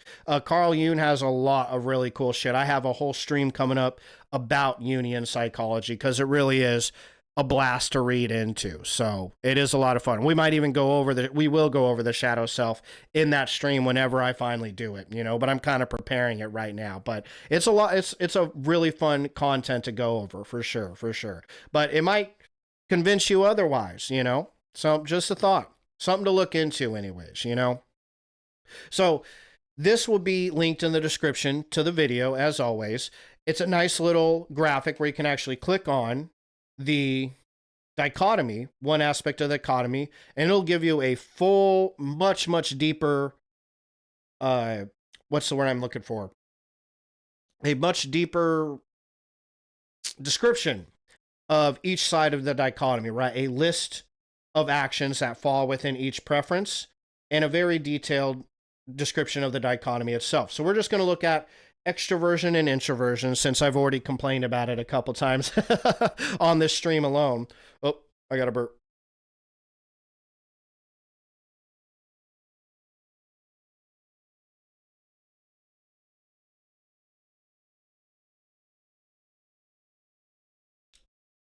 Yeah, man, that's a pretty big win for sure. A lot of people have never gone through that kind of stuff and they have no idea what that feels like, and how big that struggle is. So having gone through that struggle in your life gives you a perspective that a lot of people don't have, and that's very important. That's the thing about going through any struggle in life. Every struggle you go through in life gives you perspective of the world. That's kind of where the idea of like pain, struggle, creates character, because it gives you the perspective, a different perspective on the world that you really just can't have otherwise. You can try to have it, you can, but that's more like empathy versus having the actual perspective because you've been through it and but it does make a person with more character and a more intelligent person overall, So having struggled in your life, I survived through it and succeeded in spite of it, is a reason to love yourself. It is 100% a reason to have confidence in your ability. 100% can't ever let anybody take that away from you. Most people who've been through that struggle, they know better. Nobody can take that away from me. I have that. That's mine. I get confidence out of these struggles that I've succeeded through. And you can almost tell when you've met a person who hasn't had any deep struggles in their life because they lack a lot of that character. They lack a lot of that confidence. It's replaced with a lot of insecurity, Yeah, absolutely, man. Well, no, yeah, that too, man. Again, that comes from like the intelligence of having that extra perspective in life. It stops you from doing stupid things, Absolutely. Absolutely, man. So, yeah, that's a great reason to be proud of yourself for. That's a very legitimate reason to feel confidence in yourself and feel a sense of self-worth, And a lot of people don't have that sense of self-worth. You can tell when people haven't struggled through anything in life. It does come out in their character or their lack thereof sometimes. It does, it's not completely across the board 100%, but there is, a thing there. There is. So, yeah, we'll go over extroversion and introversion real quick just because, I bitched about it a few times. So let's dive into it. The first dichotomy of the MBTI explores how we are energized. In this model, the differences are termed extroversion E, introversion I. The term extrovert and introvert are used in a different sense when discussing the Myers-Briggs personality indicator. Here, extrovert and introvert refer to where people focus their attention in order to get their energy, either their outer or inner world. This innate and inborn preference has an important role in personality development and plays an important role in determining a person's dominant function. That language of dominant function comes from the Jungian psychology that the MBTI is roughly based on, right? Loosely based on. As the MBTI does not explore behavior, you may not instantly see any differences between those who have a preference for extroversion and those who have a preference for introversion. But let's look at some examples. Extroversion preference. People with a preference for extroversion draw energy from an external world of interaction and doing. They tend to act first, then reflect, and then act further. Okay. They tend to prefer to communicate by talking. They often are considered good talkers, charismatic maybe even. In activity, thought, and reflection, it tends to lead to a decline in energy and motivation, requiring interaction with people and things to recharge. See, that statement just goes so far over my head. I can't even imagine that, right? But it's a thing. People are like that. Like I mentioned, my friend is very much like that. You might like to think of people who have a preference for extroversion like solar panels, soaking up energy from the outside world. Okay. Introversion preference. Let's see how it's opposite extroversion. People with a preference for introversion draw energy from an internal world of thought and reflection as opposed to an external world of interaction and doing. So, thought and reflection versus interaction and doing. They tend to reflect, then act, then reflect further, versus act, reflect, then act. That's a very interesting one I haven't heard before. I could see the benefit of both, though, right? You could see the benefit of, well, you want to say, go out into the world and try a new thing, right? Like you're going to go out in the world and become a streamer, right?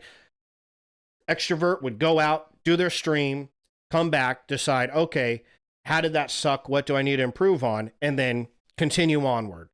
An introvert would start with reflection. Why do I want to be a streamer? What am I going to stream about?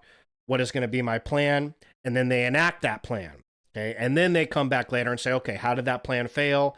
How did it work or not? You can see the benefits of both. And really, at the end of the day, that, once you get to the fourth and fifth order, act first, reflect, then act further, then reflect, then act. If you continue that pattern, you can almost see how at the end of the day, they almost look very similar, right? Might not actually even lead to any difference at the end of the day at all, as far as like terms of success go, right? So number 3, tend to prefer to communicate in writing versus preferring to communicate in talking. That's a very interesting one. My cutie pie will tell you, in her circle of friends, I am known as Mr. Novels. That's what everybody calls me, is Mr. Novels, because I write like a motherfucker. Even on the early days of Twitter, I didn't have a Twitter because they only allowed you to type like 250 characters. I can't communicate an idea in 240 characters. You fucking crazy? I mean, I can't even complain about the lack of characters in 240 characters. You shitting me? Like, it was a waste of my time,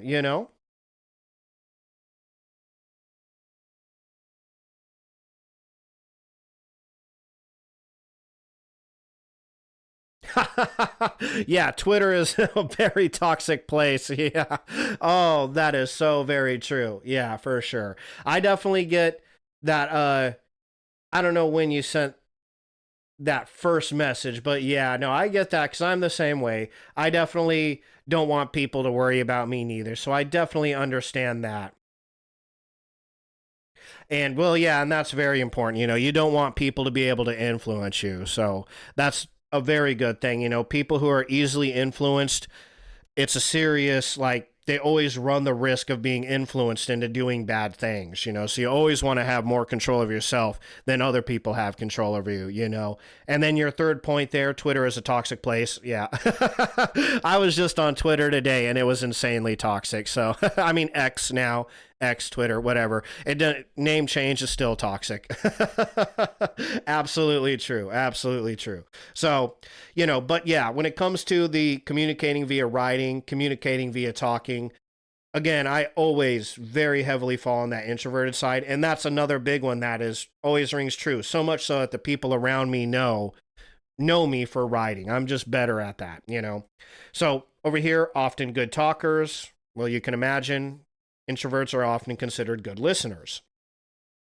Introverts' activity in the outside world tends to lead to a decline in energy and motivation, requiring an opportunity for inner thought and reflection in a quiet environment to recharge, as opposed to extroverts where inactivity, thought, and reflection leads to a decline in energy and motivation, requiring interaction with people to recharge. Okay, so flip-flopping there, right? Ooh. Oh, sorry, burped right in your face. Didn't intend for that. Just got some heartburn here.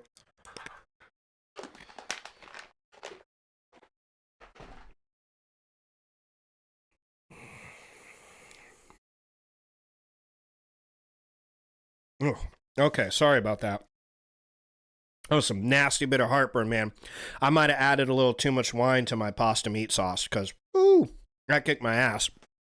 Okay, totally worth it though. It was delicious. So, lastly here on the introversion preference, you might think of people who are introverts as rechargeable batteries plugging into themselves or plugging themselves in when spent, as opposed to solar panels for extroverts. You know what I mean?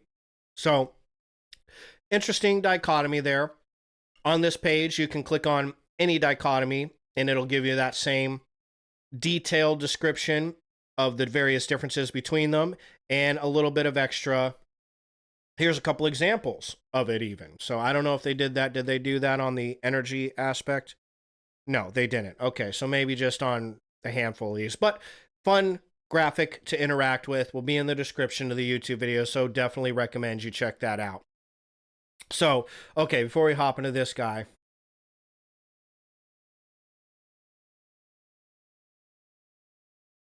Oh, well, that's really good. Yeah, man. That's always important. Some people don't have that ability. Dark thoughts get a hold of them and they can't do anything about it. They're almost at the whim of their own thoughts, which is a very tough place to be in, man. But that's in a lot of ways, that's the difference between a strong person and a weak person, man. Strong people can control that, you know, no matter how bad it gets, they can still control that inner dialogue in their heads. And when you're a weaker person, you can't, you know what I mean? It ends up getting the best of you. And that's not to say anything bad about somebody who has gotten to that point where they let their dark thoughts get a hold of them. It's just to say that is, you know, at that point in your life, you're still a strong person, even if it's a dark point in your life. You know what I'm saying? So it is something to be proud of. Like you said, it is a point of contention where something to feel good about yourself. You know what I mean? It definitely is. Hold on. I got Brother Bert. Whew. Okay. Last little bit of heartburn coming through. So this channel is fucking hilarious. This guy, Frank James, obviously big channel. Subscribe to his content if you like comedy orientated stuff. I'm actually on I'll give him a subscribe on this channel. Why the hell not, right? This dude puts a lot of work into his videos. He's got really funny videos. We're going to watch this video. Really short video, really good, entertaining. All of his videos, if you go to his channel, are about the Myers-Briggs personality types. He's got tons and tons of videos. Every single one is some usually comedic explanation of a Myers-Briggs personality type or the differences between them, right? And so this one, get out of here. Okay, this one is the 16 personalities describing themselves. Now, before we start into this video, I do have to take a pee again, real quick. I should have taken one before I started the stream, and I didn't. So give me a split second, because it'll be real quick. I'm just going to take a couple minutes, go to the bathroom, and then hop right back. So stay tuned, stay in, and give me a couple seconds just to do that. All right. Thanks, man. I appreciate it, Razor. I will be back in 2 minutes. So see you here in a sec.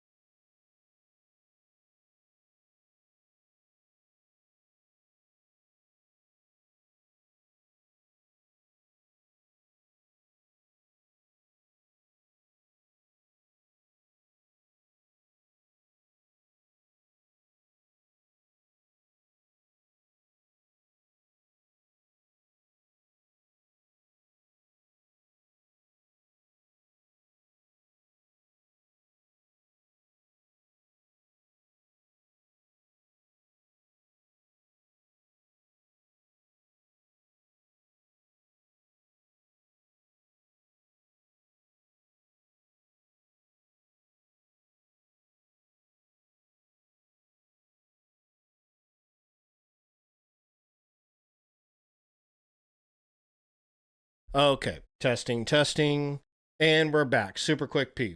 I appreciate it. Thanks for being patient.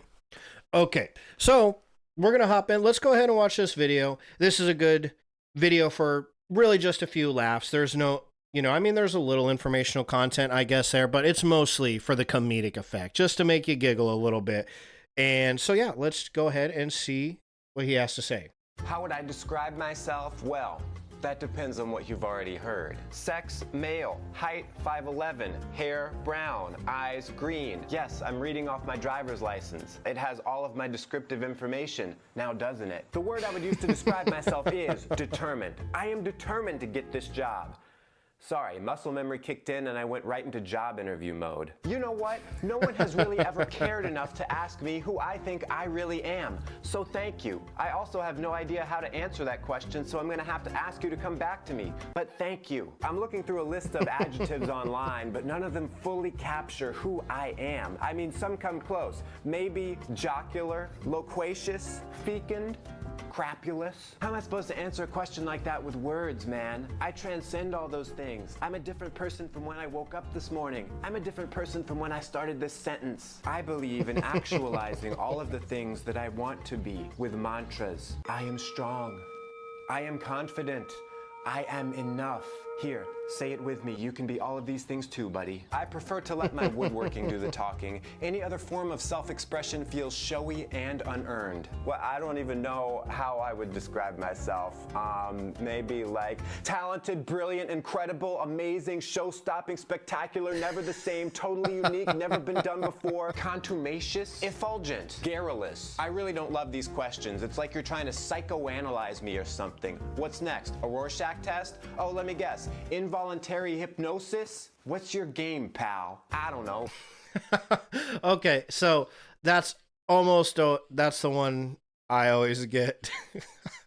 This guy, for some reason, I don't know about that one, but it is pretty funny. Yeah, the INTJ is always the one I end up with on these tests. But hold on, let's go back to that I really one. don't love these questions. It's like you're trying to psychoanalyze me or something. What's next? A Rorschach test? Oh, let me guess. Involuntary hypnosis? What's your game, pal? I don't know. Cool, awesome guy. There's 3. Is that enough? Big league. There's 4. I'm not really sure how to put it into words, but I really relate to this meme right here. That's right. The one with the cat with the lasers coming out of his eyes. I think of myself as being a nice, kind person, but you know what? It's really not for me to say. Who cares what I think? How would you describe me? Puckish, am I right? But not particularly radamanthine. Perhaps a little spasmodic. I am a riddle, wrapped in a mystery, inside an enigma. Okay, actually I'm pretty boring, but the enigma thing sounded better. Some people say I'm bossy. I reject that opinion. The truth is there are a lot of stupid out there who need someone like me to step in and tell them what to do. It's not bossy. It's compassionate, heuristic, intransigent, munificent. It's really difficult to boil down because it's like there's home me, work me, family me, which is different depending on what side of the family I'm with. It's almost like there's no real me. If you want to own some of these cool designs, and that's the to other wear me, on your the own INFJ. body, the link is in the description. You can be repping your favorite YouTube. Oh, that's his I hope thing. you can't Okay. see, I'm looking at the script. Don't be stupid. Crapulous is a word. Okay, so there you have it. There's Frank James. Wanted to show you his channel because his channel is always good for a good laugh. And it's all the Myers-Briggs based content, which I don't know what got him started on that, but yeah, he's good at it. It is funny. So go ahead, check his channel out, give him a like and subscribe, especially if you like comedy content. You can't go wrong with that guy. He's pretty funny. Okay, so let's hop back over here. And okay, yeah. So let's see. Did I put this? I did. Okay. So yeah, this is just a little more description of the Myers-Briggs types here. And there's 16 variations of them, right? But this is another website to go to, 16 personalities. I'll link it in the description. We're going to talk about it a little more here in a minute because it is a really good resource if you enjoy the Myers-Briggs test type indicator. You can click over here. There's INTJ. They even add an extra trait to it, an A or a T. And I forget exactly what that means. It's been a while since I've been on this particular website. But here is like the write-up, just so you can see the whole write-up on just INTJs. Really quick, easy one. That's just the intro. Then it goes into strengths, weaknesses. Here it goes into your romantic relationships, right? How you date, for fuck's sakes. Parenthood, how you parents. Crazy. So really valuable resource for people who really enjoy the 16 or enjoy the Myers-Briggs type indicator, right? Really good resource. We'll get back to that in a minute and go through some other really cool aspects of this website. But for now, we're going to get into a couple criticisms of the Myers-Briggs types indicator, right? Because that's kind of the juicy stuff y'all been waiting for, you know?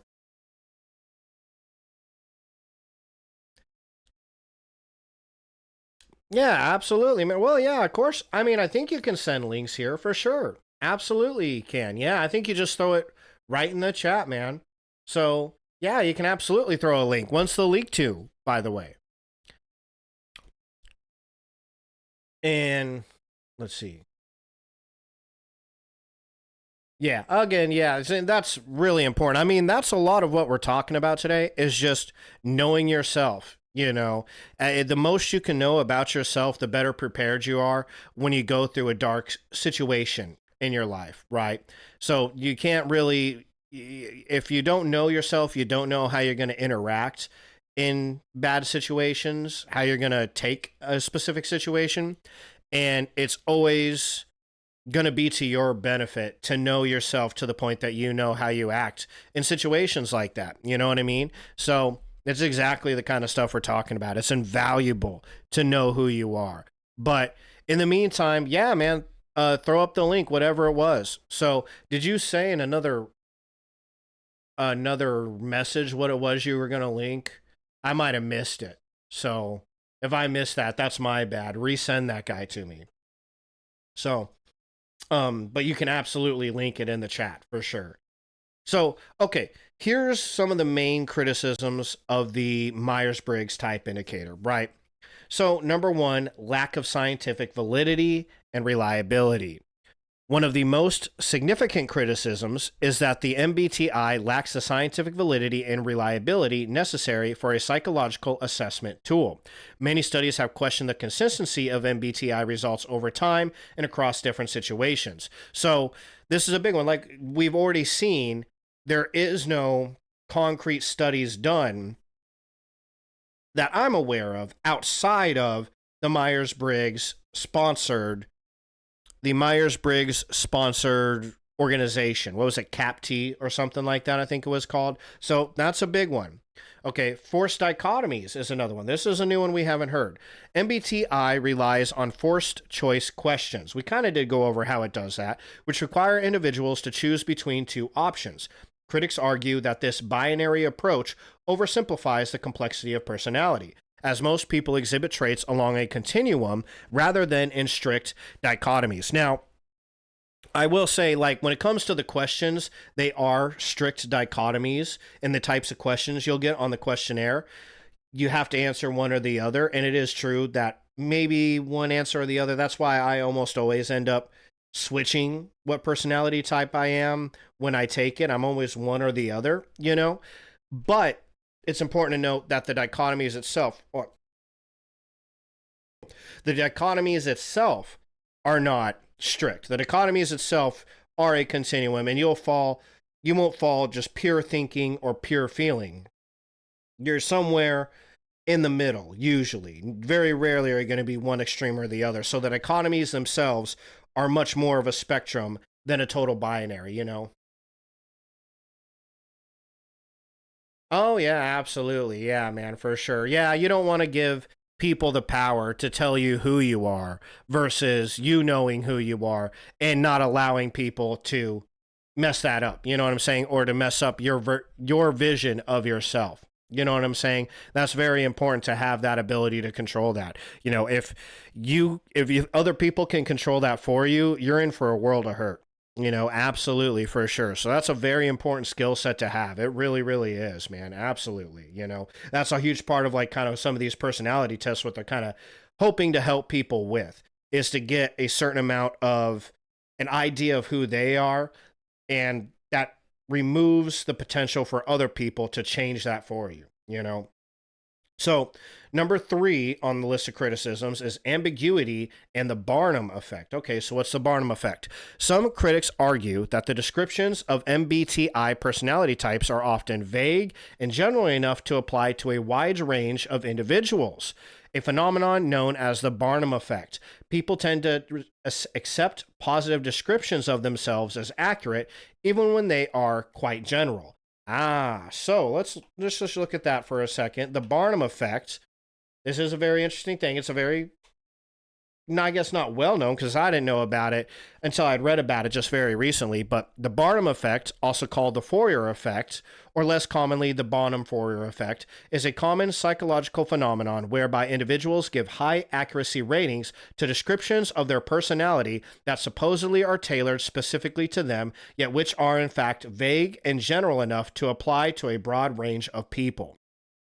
This effect can provide a partial explanation for the widespread acceptance of some paranormal beliefs and practices, such as astrology, fortune telling, or reading, and some types of personality tests. And by that, they do mean the Myers Briggs. Okay. So, very, very interesting. Now, I will say, if we pulled up, I do want to point this out. Where did I. Shitballs. Where did I have that? The preferences. That's it. Okay.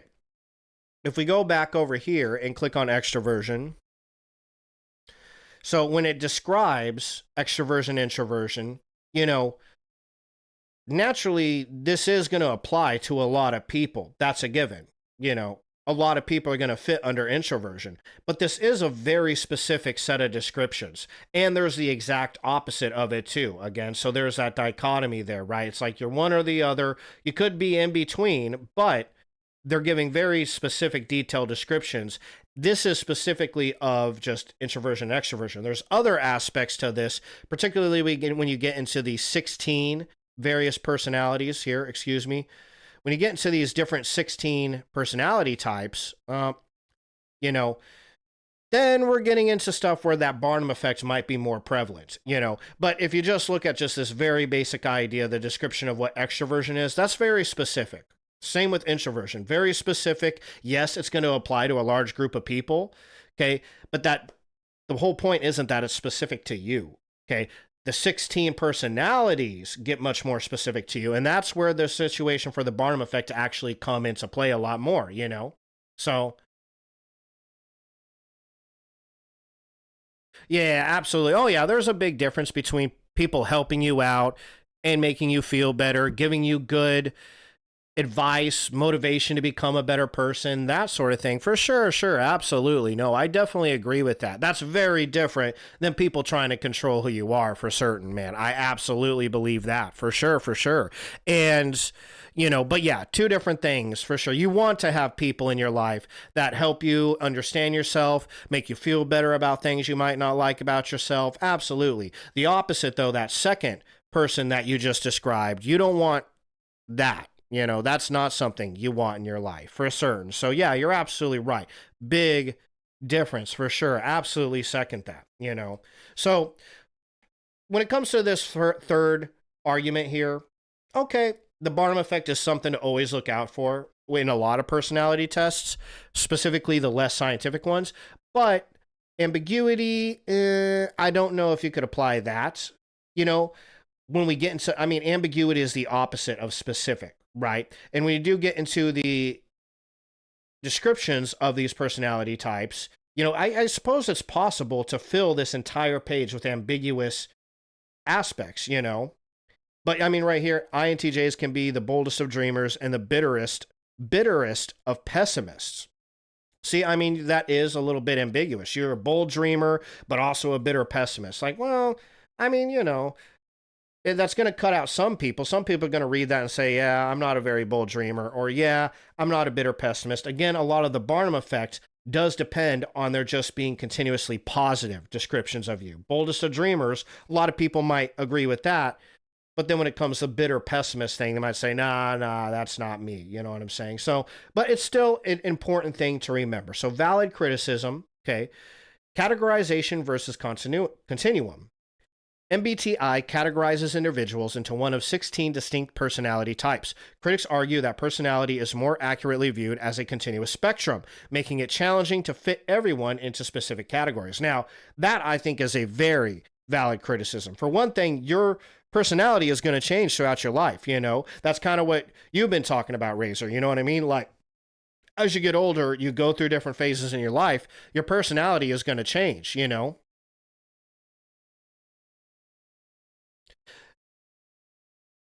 Oh, yeah, for sure. No, and it's good to always find the people who do understand you. It might not be a lot, but there's always going to be somebody out there who understands who you are, you know, and accepts you too. Even if it's not a lot, it's worth it. Even if you just find one person in your life that accepts you for who you are, that can be a total game changer, you know? So, but yeah, this is a lot what you were talking about earlier, Razor, where it's like, yeah, you go through certain things in life and you can change as a person. So this is a very valid criticism. It's something to think about for certain. You know, that one is probably that combined with the lack of scientific method being applied to the MBTI, those two criticisms I very much agree with. Yeah. So, number 5, test retest reliability. Research has shown that individuals may receive different results when taking the test on multiple occasions. This inconsistency raises questions about its reliability. And again, it's just saying it raises questions. It's not saying it outright destroys it, but it does raise questions. I even discussed that with you. I just said that too, right? I almost always test as one of two personalities, but it changes.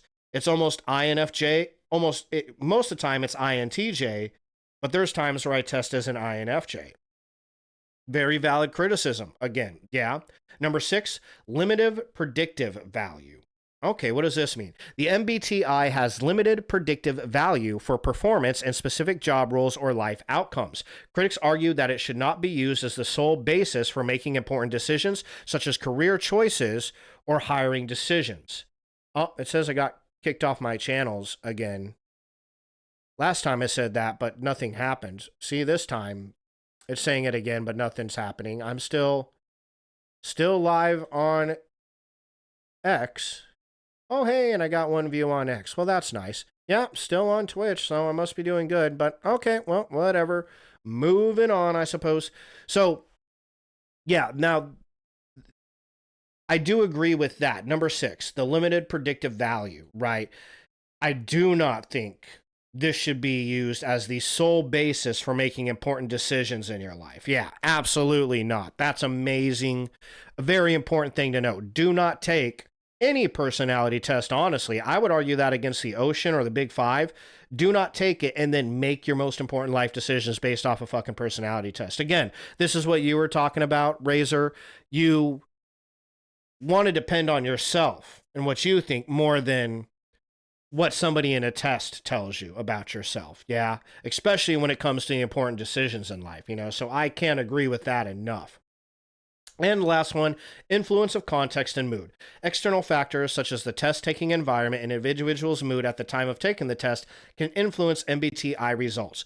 This suggests that the MBTI may not provide a stable measure of personality. Well, I got to be honest, though, this criticism, I mean, that's a criticism of all testing, including standardized IQ tests, SATs. That's why they always tell you to take the SAT or the ACT multiple times, because every test you will ever take is going to be influenced by external factors, such as where you're taking the test and how good of a day you're having, what you ate that morning. Okay, so that I don't think is a valid criticism. I think that criticism is trash because it's applicable to every single test. You can't say, oh, this test is inaccurate because of this criticism, when that criticism is applied to tests that you would call accurate. You see what I'm saying? Doesn't make sense. So that criticism, I don't have evidence to prove. Well, I mean, I kind of do. I don't have proof, but I have evidence. I mean, we've all heard this. You can look this up. This is a criticism of almost every standardized test that exists. None of them can take out the influence that external factors have on your performance. No test can remove that.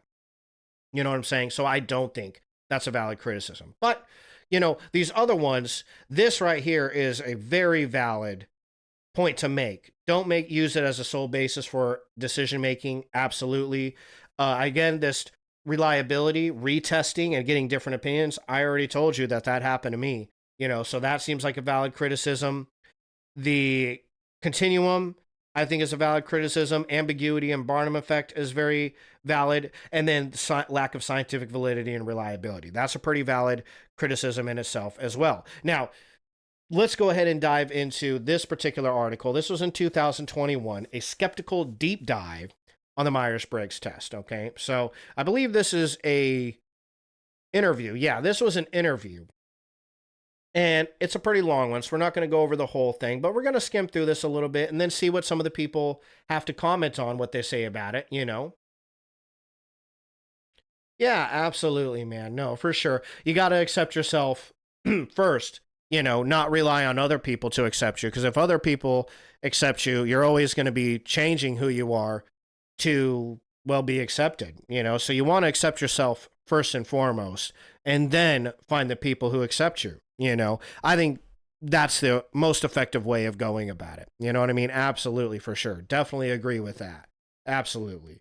So yeah, let's just read through this a little bit and see what sort of, you know, if we can't glean any arguments, if the conversation gets a little silly, because I didn't read this beforehand. I don't read most of these documents beforehand. Usually I read them with you guys and learn as we go. But if this particular conversation they're having doesn't seem to go anywhere, I got a cough. If this conversation isn't going anywhere and it's just, you know, them bullshitting about what they had for dinner last night, you know, then I'm going to go ahead and just hop out of it. And then I'll go to the last few slides that I have, which are resources for you to go to if you are interested in the Myers-Briggs test after all the criticisms we've gone over and you would like to do it for yourself. There's some cool resources that you can go to. Okay, so I'll share those with you. But let's read a little bit about this particular conversation. Who is this conversation with? This episode takes a deep dive into the skeptical side of this topic with APS fellow Dan McAdams, a professor of psychology at Northwest University. Okay, so over the years, I've had to take the Myers-Briggs test, but for our listeners, could you explain a little bit about it? Nah, we don't care. We already went over that earlier in the stream.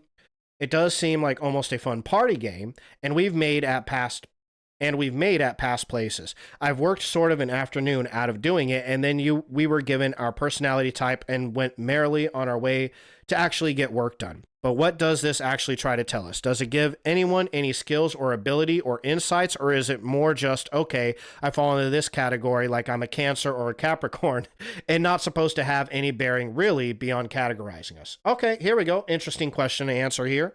Let me take a drink of coffee and we'll dive into it. Dan McAdams, he says, well, I'm glad you brought up the horoscope because it is a little bit like that. Let me put a caveat in there. There are well-validated self-report questionnaires that measure personality traits and so forth. There's a whole science of this going back to the 1930s and so on. Isabel and Catherine were outside of that tradition.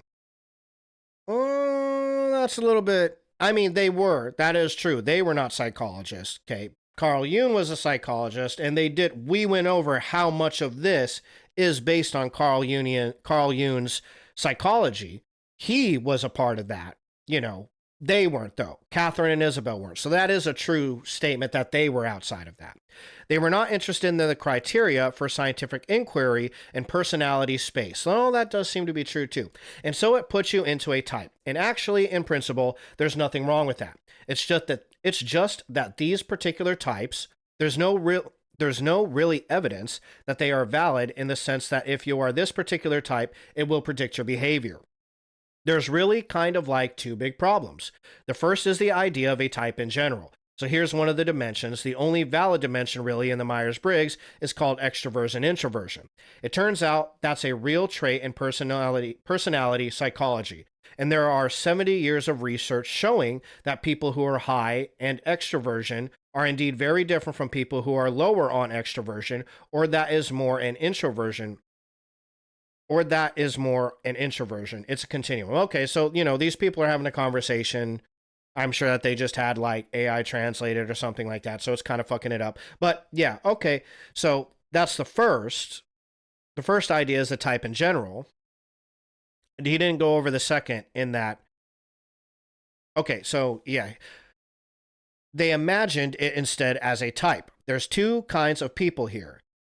There's introverts and there's extroverts, and they are categorically different. And it's kind of like saying there are two types of people in the world. There are short people and there are tall people. And you say, well, how about we just measure them? Like this guy is 6'2", he's a tall. This person over here is 5'9". Oh, he's short. Well, it's much more precise to say I'm 6'3" or 5'8" or whatever than to say, oh, I'm one of the shorts, right? That being a full type by itself. So the Myers-Briggs slots people into tall versus shorts. That is extroverts and introverts. But if you look at the continuum on it, it's just like height. When it comes to the Myers-Briggs introversion/extroversion scale, most of us are sort of in the middle of the scale. And yet, to kind of slice it right down the middle and say, oh, you're 49th percentile, therefore you're an introvert, you're 51 percentile, you're an extrovert, it's really like saying people who are 5'9", they're the shorts, and people who are 5'10", they're the talls. Interesting. That is a very valid criticism, you know? I find it weird that someone would give their own analysis of the personalities. Don't you think it's from their perspective? Oh, for sure. Yeah, absolutely. It's definitely coming from their own perspective, hands down. You know, really, we're just reading to see if you agree with their perspective. I'm just giving you this guy's perspective on it, some people's different perspectives, and you decide if you think this is a valid perspective or not. You know, whether or not this guy's perspective is valid, I have my own thoughts and I'll share them. But really, at the end of the day, that's for you to decide if you think this is a valid perspective or you think this is horseshit. You know, that's entirely up to you to decide, not me, you know. And so, yeah, but you are 100% right, Racer. It is definitely coming from their perspective. 100%. Absolute. So, yeah, now, okay, that's fair enough. This is an interesting argument here. I would say that you do have to have a cutoff on all these things, right? There is a cutoff, okay? There's a cutoff between short and tall, and there's a cutoff between introversion and extroversion. Those cutoffs do change depending on who you are and who's deciding where it's at, but there has to be a cutoff, okay? And what he's saying is you can't scientifically put that cutoff anywhere. And it's like, that's true, but you still have to have the cutoff. Okay. At some point, there is a categorization, whether you like it or not, whether you think it's scientific or not. Okay. You're not going to stop people from saying, oh, that's short. Oh, that's tall. Okay. You're not going to convince people, well, that's unscientific. Well, nobody gives a shit. That's the reality, dude. So now when it comes to the Myers-Briggs thing, that is a lack of scientific validity. He's 100% right. That's 100% a lack of scientific validity. But there is that, even without the lack of scientific validity, there's still a cutoff there. Okay. If no science can tell you where that cutoff is, people are still going to put it somewhere. You know, the way to think about it is Myers-Briggs puts it here, and whether or not here is correct, you know, I guess it depends on how you feel about it. But as far as science feels about it, there is no validity to that. So that's an important point to make. There's just some thoughts there to add to what he's saying, but he's not incorrect, you know? Let's see. Oh, yeah, sure. No, I don't think any personality test is completely accurate. There's no way it possibly can be. You know, now I would assume that Myers-Briggs themselves would tell you this is incredibly accurate, and I would consider that bullshit. There's just no way it can be 100% accurate. No way, no how. There's things they can say that can be accurate. I think there's things that they can say that make you think, oh, wow, okay, I definitely vibe with that. I think that's accurate, but the rest of this isn't, you know? And again, though, that's why I think when it comes to personality tests, you do want to take multiple tests, you know, to get a huge breadth of different perspectives and opinions and decide which ones are the most useful to you, you know. But yeah, it can absolutely not be completely accurate. I think anybody who claims that is being silly, 100%. Totally disagree with them if they say that. No way it can be accurate, completely accurate at all. So this guy's saying, and the 5'10s are just like the 7'2s, and the 5'9s are just like, so yeah, what he is essentially saying. Now, what they're saying there is, yeah, once you've gotten the cutoff at 5'9, then you're just considered short. You're just as short as the guy who's 4 foot. Okay. And if you're 5'10, then you're tall, just as tall as the guy who's 7'2, right? And that is an inaccuracy or an imprecision, like he says. It's that imprecise. Well, being 5'7" myself, hearing that someone 5'9" is short makes me feel good that I'm sort of lumped in that category. But I do recall taking the test, and it was so hard for me to determine myself, well, if I'm in this circumstance, yes. I like to get out in front and be very interactive with people. And other times I'm at a party, and I really don't enjoy talking to people. So it seems almost, again, impossible to put myself in that category. Is this really a problem with self-reporting, or is it that the fact that it's a duality we can't shoehorn ourselves into? Again, that kind of stems from, remember this one, forced dichotomies. There's going to be certain dichotomies in this test where it's like, well, I could be both, you know? And I do think that's what results in people having a lack of reliability with the retesting, where you're like me, where you end up getting different results when you take the test at different times. So that's very true. Very true. This guy, Dan, says it's more of a duality issue. The problem you're sort of hinting at here is the problem of traits in general. So let's take a regular trait scale, one of the many that are well validated. There's something called the Big Five trait inventory, and it gives you a score on 5 basic traits, one of those being extroversion, introversion. And let's say you're like a 95 percentile. Like you're way over there on the extroverted end. You tend to be, in general, outgoing, energetic, ebullient, socially dominant person overall. And other people go, yeah, that's you, man. You're like that. You're like that. You're kind of like on that end. But of course, not every moment in your life you wake up on a Sunday morning, you're not feeling so good. Something bad happened the day before. You don't want to go out there and mix it up with people, whatever. You're going to stay home and read a book or watch TV or sleep or whatever. So nobody is extroverted every moment, even if they score at the top of the heap. And similarly, even people who are way on the other end in terms of introversion occasionally want to go to parties and have fun and mix it up. I mean, absolutely. But again, I guess I will have to go back to the Big Five inventory to see how they score it differently than Myers-Briggs. Because Myers-Briggs, here, I got a link to their test that you can go take. Just click get started and take their test. They put you on a spectrum, right? When you go to extroverted, introverted, your little dot lands in a percentile. Okay, again, last time I took the Big Five, it scores it exactly like that. You're on a percentile. What percentage are you introverted, extroverted? It's the same fucking thing. So for this guy to say, oh, well, this one scores you in a way that accepts that, but the Myers-Briggs doesn't, I'm like, I don't know if it does, because the Big Five still tells you you're extroverted. It still says you're more extroverted than introverted. You know, it's doing the same thing that the Myers-Briggs is, unless I'm forgetting something about the Big Five, okay? So I would have to go take the Big Five to know how that comparison actually lands. But from what I remember is the Big Five does the same thing. It says, oh, you're in the 95th percentile, which means you're extremely extroverted. And I guess maybe they're putting a little asterisk there that says that doesn't mean you're extroverted all the time. But you go to these websites on your own and go look at it. Neither one of these Myers-Briggs websites are going to say that. You know, we already went over that. Nobody is saying you're 100% introverted.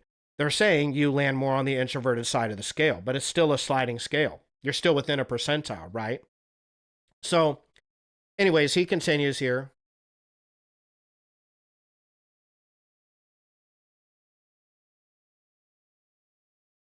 Well, that's actually, yeah, we talked about that. That's kind of the Barnum effect. You know what I mean? Or it's similar, you know, it's confirmation bias. You know what I mean?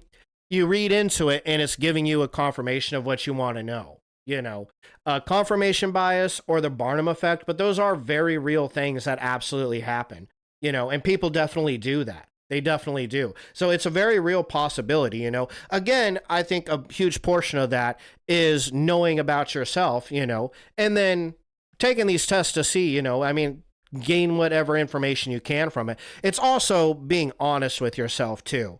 I mean, if you go through the test and all you're getting is what you want to hear, then, you know, I don't know. It could be a problem with the test is just telling what you want to hear, you know, but like I said, for example, up here, right? If you click, oh, I'm an INTJ, and then it comes down here and it says, yeah, you are a bold dreamer, and you say, oh, I like that. And then it comes over here and says you're also a pessimist, and you say, no, I don't like that. That's a you issue. You're not accepting the bad parts of what it says you're about. You know, you're only accepting the things you want to hear and refusing to accept the things you don't want to hear. You know what I mean? If the test itself only gives you good things, then I would be like, okay, that's not, you know, that's probably not a good test, because all it's doing is giving you things you want to hear. You know what I mean? But when it comes to something like extroverted and introverted, there's going to be something you feel is more accurate because neither one is really bad or good. You know what I mean? If you feel like you want to be extroverted, chances are you're probably an extroverted person. If that, if you're like, oh, like the idea of being introverted, then chances are you're probably introverted. I've never met an introvert who, I guess I've never met an extrovert who wants to be an introvert.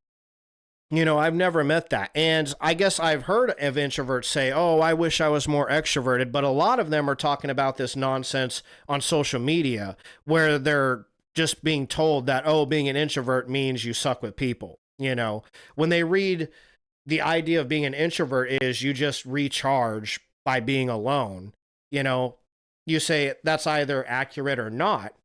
And chances are, if you think, well, I like that idea and that sounds like me, chances are that's probably you, because there's nothing there for you to feel proud of. It's not like they're telling you you're a genius. You know what I mean? That's something we all want to hear. So if this personality test is telling you you're a genius, then you're probably right. What it is this test is probably a bunch of baloney. You know what I'm saying? Or at least that's how I would think about it. I'd be like, you're never quite sure. I would be careful about somebody, just like people, right? If somebody just tells you everything you want to hear, I'd be a little bit careful about it. You know what I'm saying? I would assume there's something there because nobody just tells you everything you want to hear, right? You know what I'm saying? Does that kind of make sense? Okay, but for the most part, I think people do a lot of what you're talking about. I do. I think a lot of people just look to read what they want to hear. Absolutely, But that's a question of you. Are you reading to just have confirmation bias or are you reading to learn something about yourself? I think that's entirely up to the person. A lot of people do that though. They really do.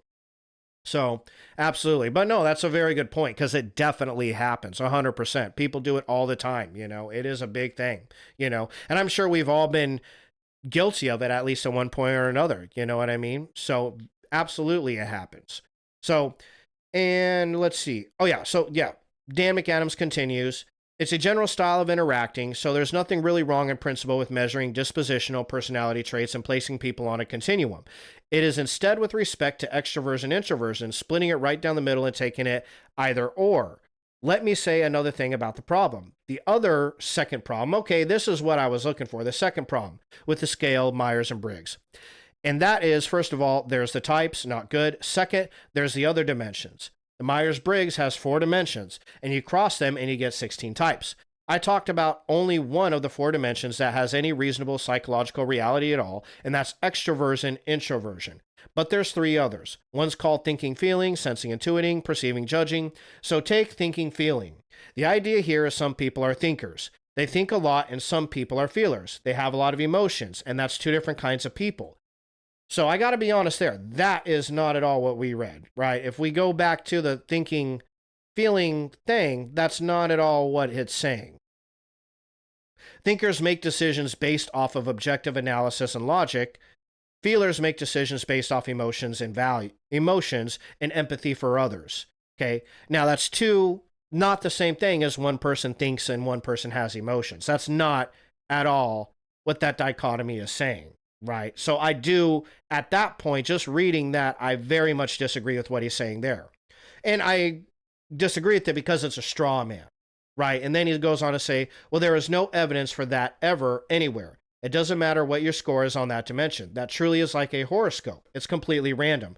People don't sort out that way. And so when they've done research, and by the way, the people who push the Myers-Briggs don't do research. We've kind of read up on that. They do research, but their research always ends up being in favor of them, right? So that is an important note to make. They do research. So that right there is nonsense. They do research, but the research is always in their favor. Yeah. Okay. And that's why I use quotes research because it's, you know what I mean? You're not quite sure. That's something that we would have looked into, but I probably aren't going to have enough time to look into that. I will give you those links though, right here. So you can look into that yourself if you're interested. But I will say this idea right here that some people just think a lot and some people just have a lot of emotion. That's not what that dichotomy is saying, and we have that right here. That's not what it's saying. That's not a valid criticism. That's a straw man of what the situation is saying. I do agree, though. You can't split people up to say, well, some people just think more and some people just have a lot of emotions. Well, there's people who don't think at all and also don't have a lot of emotions. And there's people who think a lot and have a lot of emotions. You know what I'm saying? There's both. He's right. They don't split up that way. Okay. But I do think you can, and I think a lot of people do inherently split up the people who are more pragmatic, who exclusively consider logic when making a decision, versus people who, in general, base more decision off of their emotions or how their decisions are going to affect other people. There is people out there who don't care at all how their decisions are going to affect other people's emotions. They are focused solely on the logic or the pragmatic value of making the decision. Okay. Now, again, whether or not you can put that into a dichotomy and say, well, it's only one or the other, again, I don't know if they're necessarily doing that because, again, they do put it on a continuum or a spectrum where you're more one than you are the other.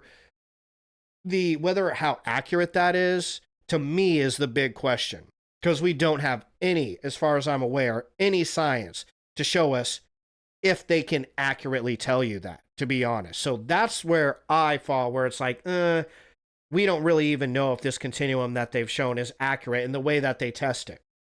It might not be accurate at all. Okay. But I think we're all aware that, yeah, there is people who are very logic and pragmatic, and there's people who are much more, they care way more about the empathy for other people, and they focus more on emotional. I mean, that does have some scientific basis. People who tend to make decisions based off of emotion, one, they've done brain waves on, I mean, they've done brain analysis on this. People, when they make decisions, show more activity in their limbic system where emotions are centered, and people who make more pragmatic decisions show more brain activity in the prefrontal cortex where logic comes from. Okay.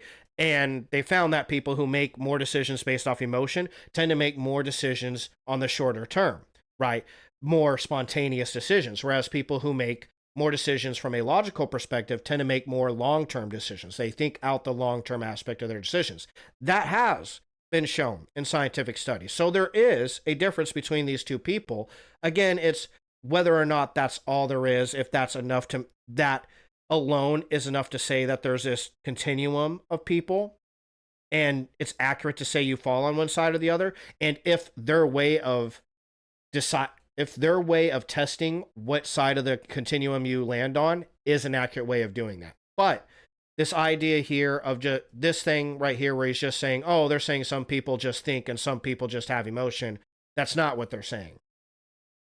And I think that's a straw man. So, but there is the what he said here earlier, I thought was a good point. His first point was good. Second point, I disagree with at least how he's framing it. I think he needs to frame it a little bit more, what's the word? A little bit more honestly, because that feels a bit like a straw man of their position, right? So, okay, hold on.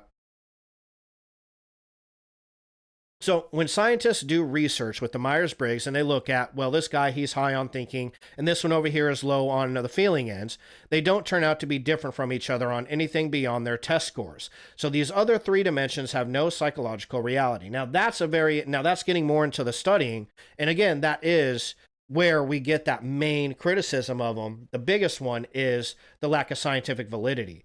Okay, I haven't seen these studies, so I can't tell you if he's accurately describing these studies. I can tell you he didn't accurately describe the Myers-Briggs up here. But if he is accurately describing these studies, then yeah, absolutely. That's a very interesting. I mean, that right there would disprove it, right? There turns out to be no difference between these people. Even if one person tests high on thinking and the other person tests high on feeling, there ends up being really no difference. What was that? Oh, my fucking printer scared the shit out of me. So that is a very interesting. I would want to see those studies and see if that's true. But if that's true, then yeah, that's very, geez Louise, printer, need attention, do you? So they came out of Carl Jung's head, and okay, he was a brilliant man, but he was wrong about those particular dimensions. Okay, fair enough. Yeah, everybody can be wrong, dude. Just because Carl Jung got a lot right doesn't mean he didn't get things wrong. We all get things wrong, okay? And as far as I'm aware, there is no study that has proven Carl Jung's this particular dimension that he's speaking of. So that is very true. Again, that puts the scientific validity into heavy question, you know? So, and it's kind of hard to separate being right and wrong from someone who has done such brilliant work. But that raises a really curious question. And how did this become almost a cornerstone of the hiring process in many organizations and so tied into whether or not you will be a success? What takes this from all other personality tests and suddenly vaults it into the must-do idea for corporate America in certain organizations? It's incredible. So Myers worked with the Educational Testing Service for a while, and I guess this would have been in the try to give the test some validity. And she kept getting pushback from the scientists there who wanted her to try to improve it and establish norms and so forth. Ah, interesting. We didn't read that part of the history. So finally she said, forget this. I'm not doing it anymore. Ooh. And she took it to another publisher called Consulting Psychologist Press, and they were much more entrepreneurial, and they started to market it in the 1970s to corporate America. Interesting here. When she died, Isabel Myers, the test was just starting to pick up steam. But in the decades or two that followed in the now, even up till today, it just boomed. It became such a big thing. Different companies, colleges, corporations, so on and so forth. They love it because they feel that they're doing something that's precise and scientific, and they're able to well, it's really important to know if this leader is an extrovert feeling type as opposed to introverted sense thinking type, and so on and so forth. So even though it has no validity, they like it. That's an interesting bit of history right there. That's something to look into and consider. We did not read that. Again, all we read was Wikipedia. And there's a reason I don't particularly like to use Wikipedia on my streams, because it can leave a lot out. So that's very interesting, though. We would have to look and see if that is true. And because if that is true, that's a pretty heavy mark against Isabel Myers.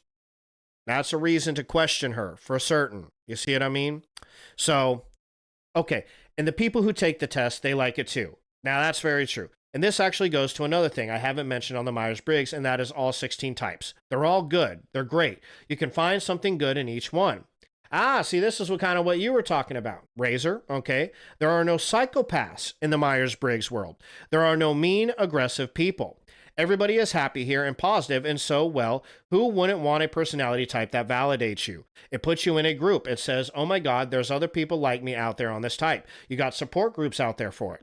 You got people who are just like you. People love to be categorized. So this just took off, and it's actually a great example of how hype and public desire ultimately trumps science hugely. Myers-Briggs is the most used personality test in the world. If you know nothing about personality psychology, if you know just one thing about personality psychology, you might go the Myers-Briggs. Like a lot of people know it, it's a disgrace to the field of personality psychology. That's the one thing that many people know. Interesting. So, yeah, and what he's saying, it's a disgrace that's all people know is the Myers-Briggs. A lot of people do it, right? So that is an important point to make there. There are no psychopaths in the Myers-Briggs world. Now, I want a couple interesting points to make here. If you take the Myers-Briggs test, everything he just said there is 100% true. And I think this speaks a lot to the point that Razor was making. Well, people are they're just giving you a lot of answers that apply to you, make you feel good, validate you. They don't have a thing on here that says, oh, you might be a psychopath. Nothing on the Myers-Briggs test that say that, right? Now, again, I don't think psychopath is actually a personality type. I do think it's a personality disorder, right? Is psychopath a personality disorder? Psychopathy. Yeah, personality disorder is a personality disorder. So psychopathy is a personality disorder. However, it is not listed as such among all others in the DSM-5 created by, the true definition of psychopath in psychiatry is antisocial personality disorder. Okay, so this test isn't going to be able to tell you if you have antisocial personality disorder. That is something. Now, here's the thing. The Big Five doesn't neither. The Big Five is not going to tell you that you're a psychopath. It will tell you if you are agreeable or not. It will tell you if you are an agreeable person or you're an incredibly disagreeable person, and that will have some bearing on whether or not psychopaths are incredibly disagreeable people. So That is important to note. Now, I will say there is other people who have done some write-ups on this. Now, who knows how scientific any of this is, right? But people like the 16personalities.com, they do get into strengths and weaknesses.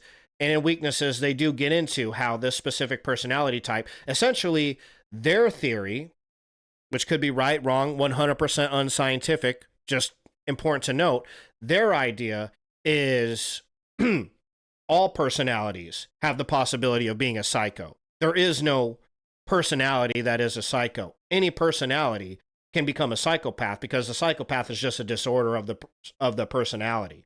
Okay, any one of these personality types can inevitably end up being a psychopath.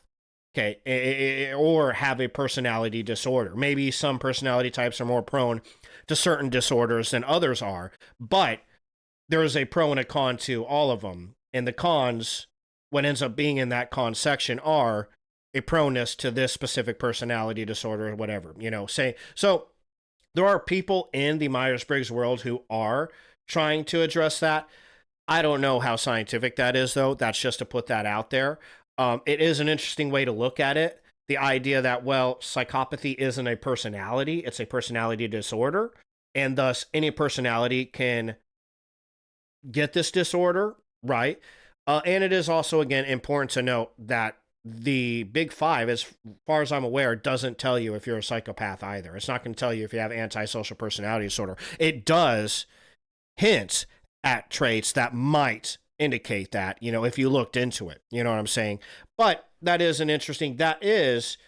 a valid argument that Razor was thinking about earlier. That is a potentially valid, very valid argument. Okay. So, well, look, there's a couple really good valid arguments there. This guy keeps going and going. Here, let's read a little bit of this. Thomas says, I value the snippets, but would prefer to read them. Yeah, okay, agree.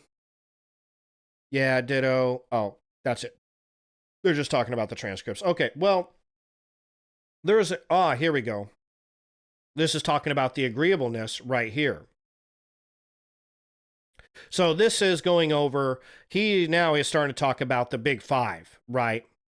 And how they go, their specific personality scores, which do, as far as I'm aware, and it sounds like he's discussing the validity of them, the Big Five is considered very valid because it does have scientific basis, or there is scientific studies, and those scientific studies aren't just exclusively paid for, potentially by CAPT, a organization that owns that test. You see what I'm saying? So it does sound like he goes into that a little more in the article.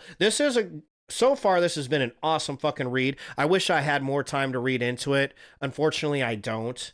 I am going to have to let you guys go after I give you some resources on it that'll be linked into the description.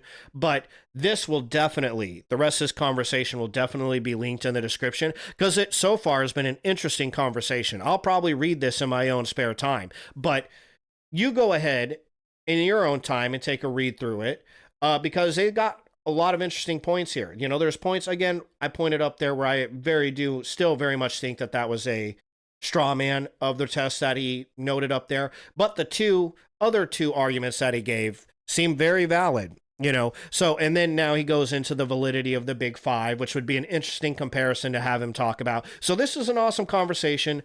Definitely check it out in the link in the description to the video. We're not going to be able to go over the rest of it because it is a long conversation. Before I go, I did want to give you guys a couple more links. This is the 16 personalities that I've looked at multiple times with you guys. They got the Myers-Briggs test on here as well. And then write-ups for the whole enchilada. They give you so much in their write-ups too. And it's a fun website. And then there's the Myers-Briggs website. If you're interested in taking it for yourself, decide what you think about it, go ahead and do so. This is the website for doing that. Both will be in the description to the video. So, with that being said, that is the Myers-Briggs type indicator. And that's everything that I looked up on it, given to you in 2 hours and 30 minutes, which there's admittedly a lot more we could do, particularly on the controversy side of this, which would be good for another video. Going over just the controversy to Myers-Briggs type indicator would be a very fun video. So that might be something we go into in another day. We'll see how this video does on YouTube. and go from there. But in the meantime, I'm going to go ahead and call it a night. And to everybody that watched live on Twitch or X, I greatly appreciate you guys being here. I greatly appreciate the I just had a brain fart. I greatly appreciate you guys coming in. I hope you enjoyed the show. If you did, consider leaving a like, subscribe, a follow, all that good stuff. As always, Razor, thanks for hopping in and having a good conversation with me. I appreciate it. I noticed you stopped texting, so Razor might not be on anymore. But in any case, if you're still there, want to say I always appreciate you coming in on stream. Conversations are always a blast, so thanks for commenting, and thanks for giving me somebody fun to talk to, man. Same with you, Cutie Pie. If you're watching still, wanted to say thank you, too, for hopping on tonight, and I hope you had a good time watching this, and I always appreciate you coming in to talk, too. You guys both, well, I'll see you here in a few minutes, Cutie Pie. But Razor, you have a wonderful rest of your night, man. Thanks again for hopping in and having a good conversation with me and my Cutie Pie. I always appreciate it. You take care of yourself, be safe at your job, and hopefully I will see you tomorrow. If you watch this video on YouTube, by the way, thank you for also doing so. Please leave a like and subscribe if you want, or consider tuning in live. Tomorrow is Terrifying Tuesdays, and we will be going over the disturbing history of cartel torture techniques. Ooh, so pretty wild stream I got set up for you guys then. So tune in for that if you like grisly, nasty, spooky things, because that's what that stream's going to be. Next Monday will be my next mental health Mondays. And I think we'll be going over dieting and mental health. So we'll be going over why you should eat a specific way, how to eat for the sake of your mental health. And yeah, so that'll be that. So, okay, in the meantime, you guys all have a wonderful rest of your night. Please take care, and hopefully I will see you all next time. Peace.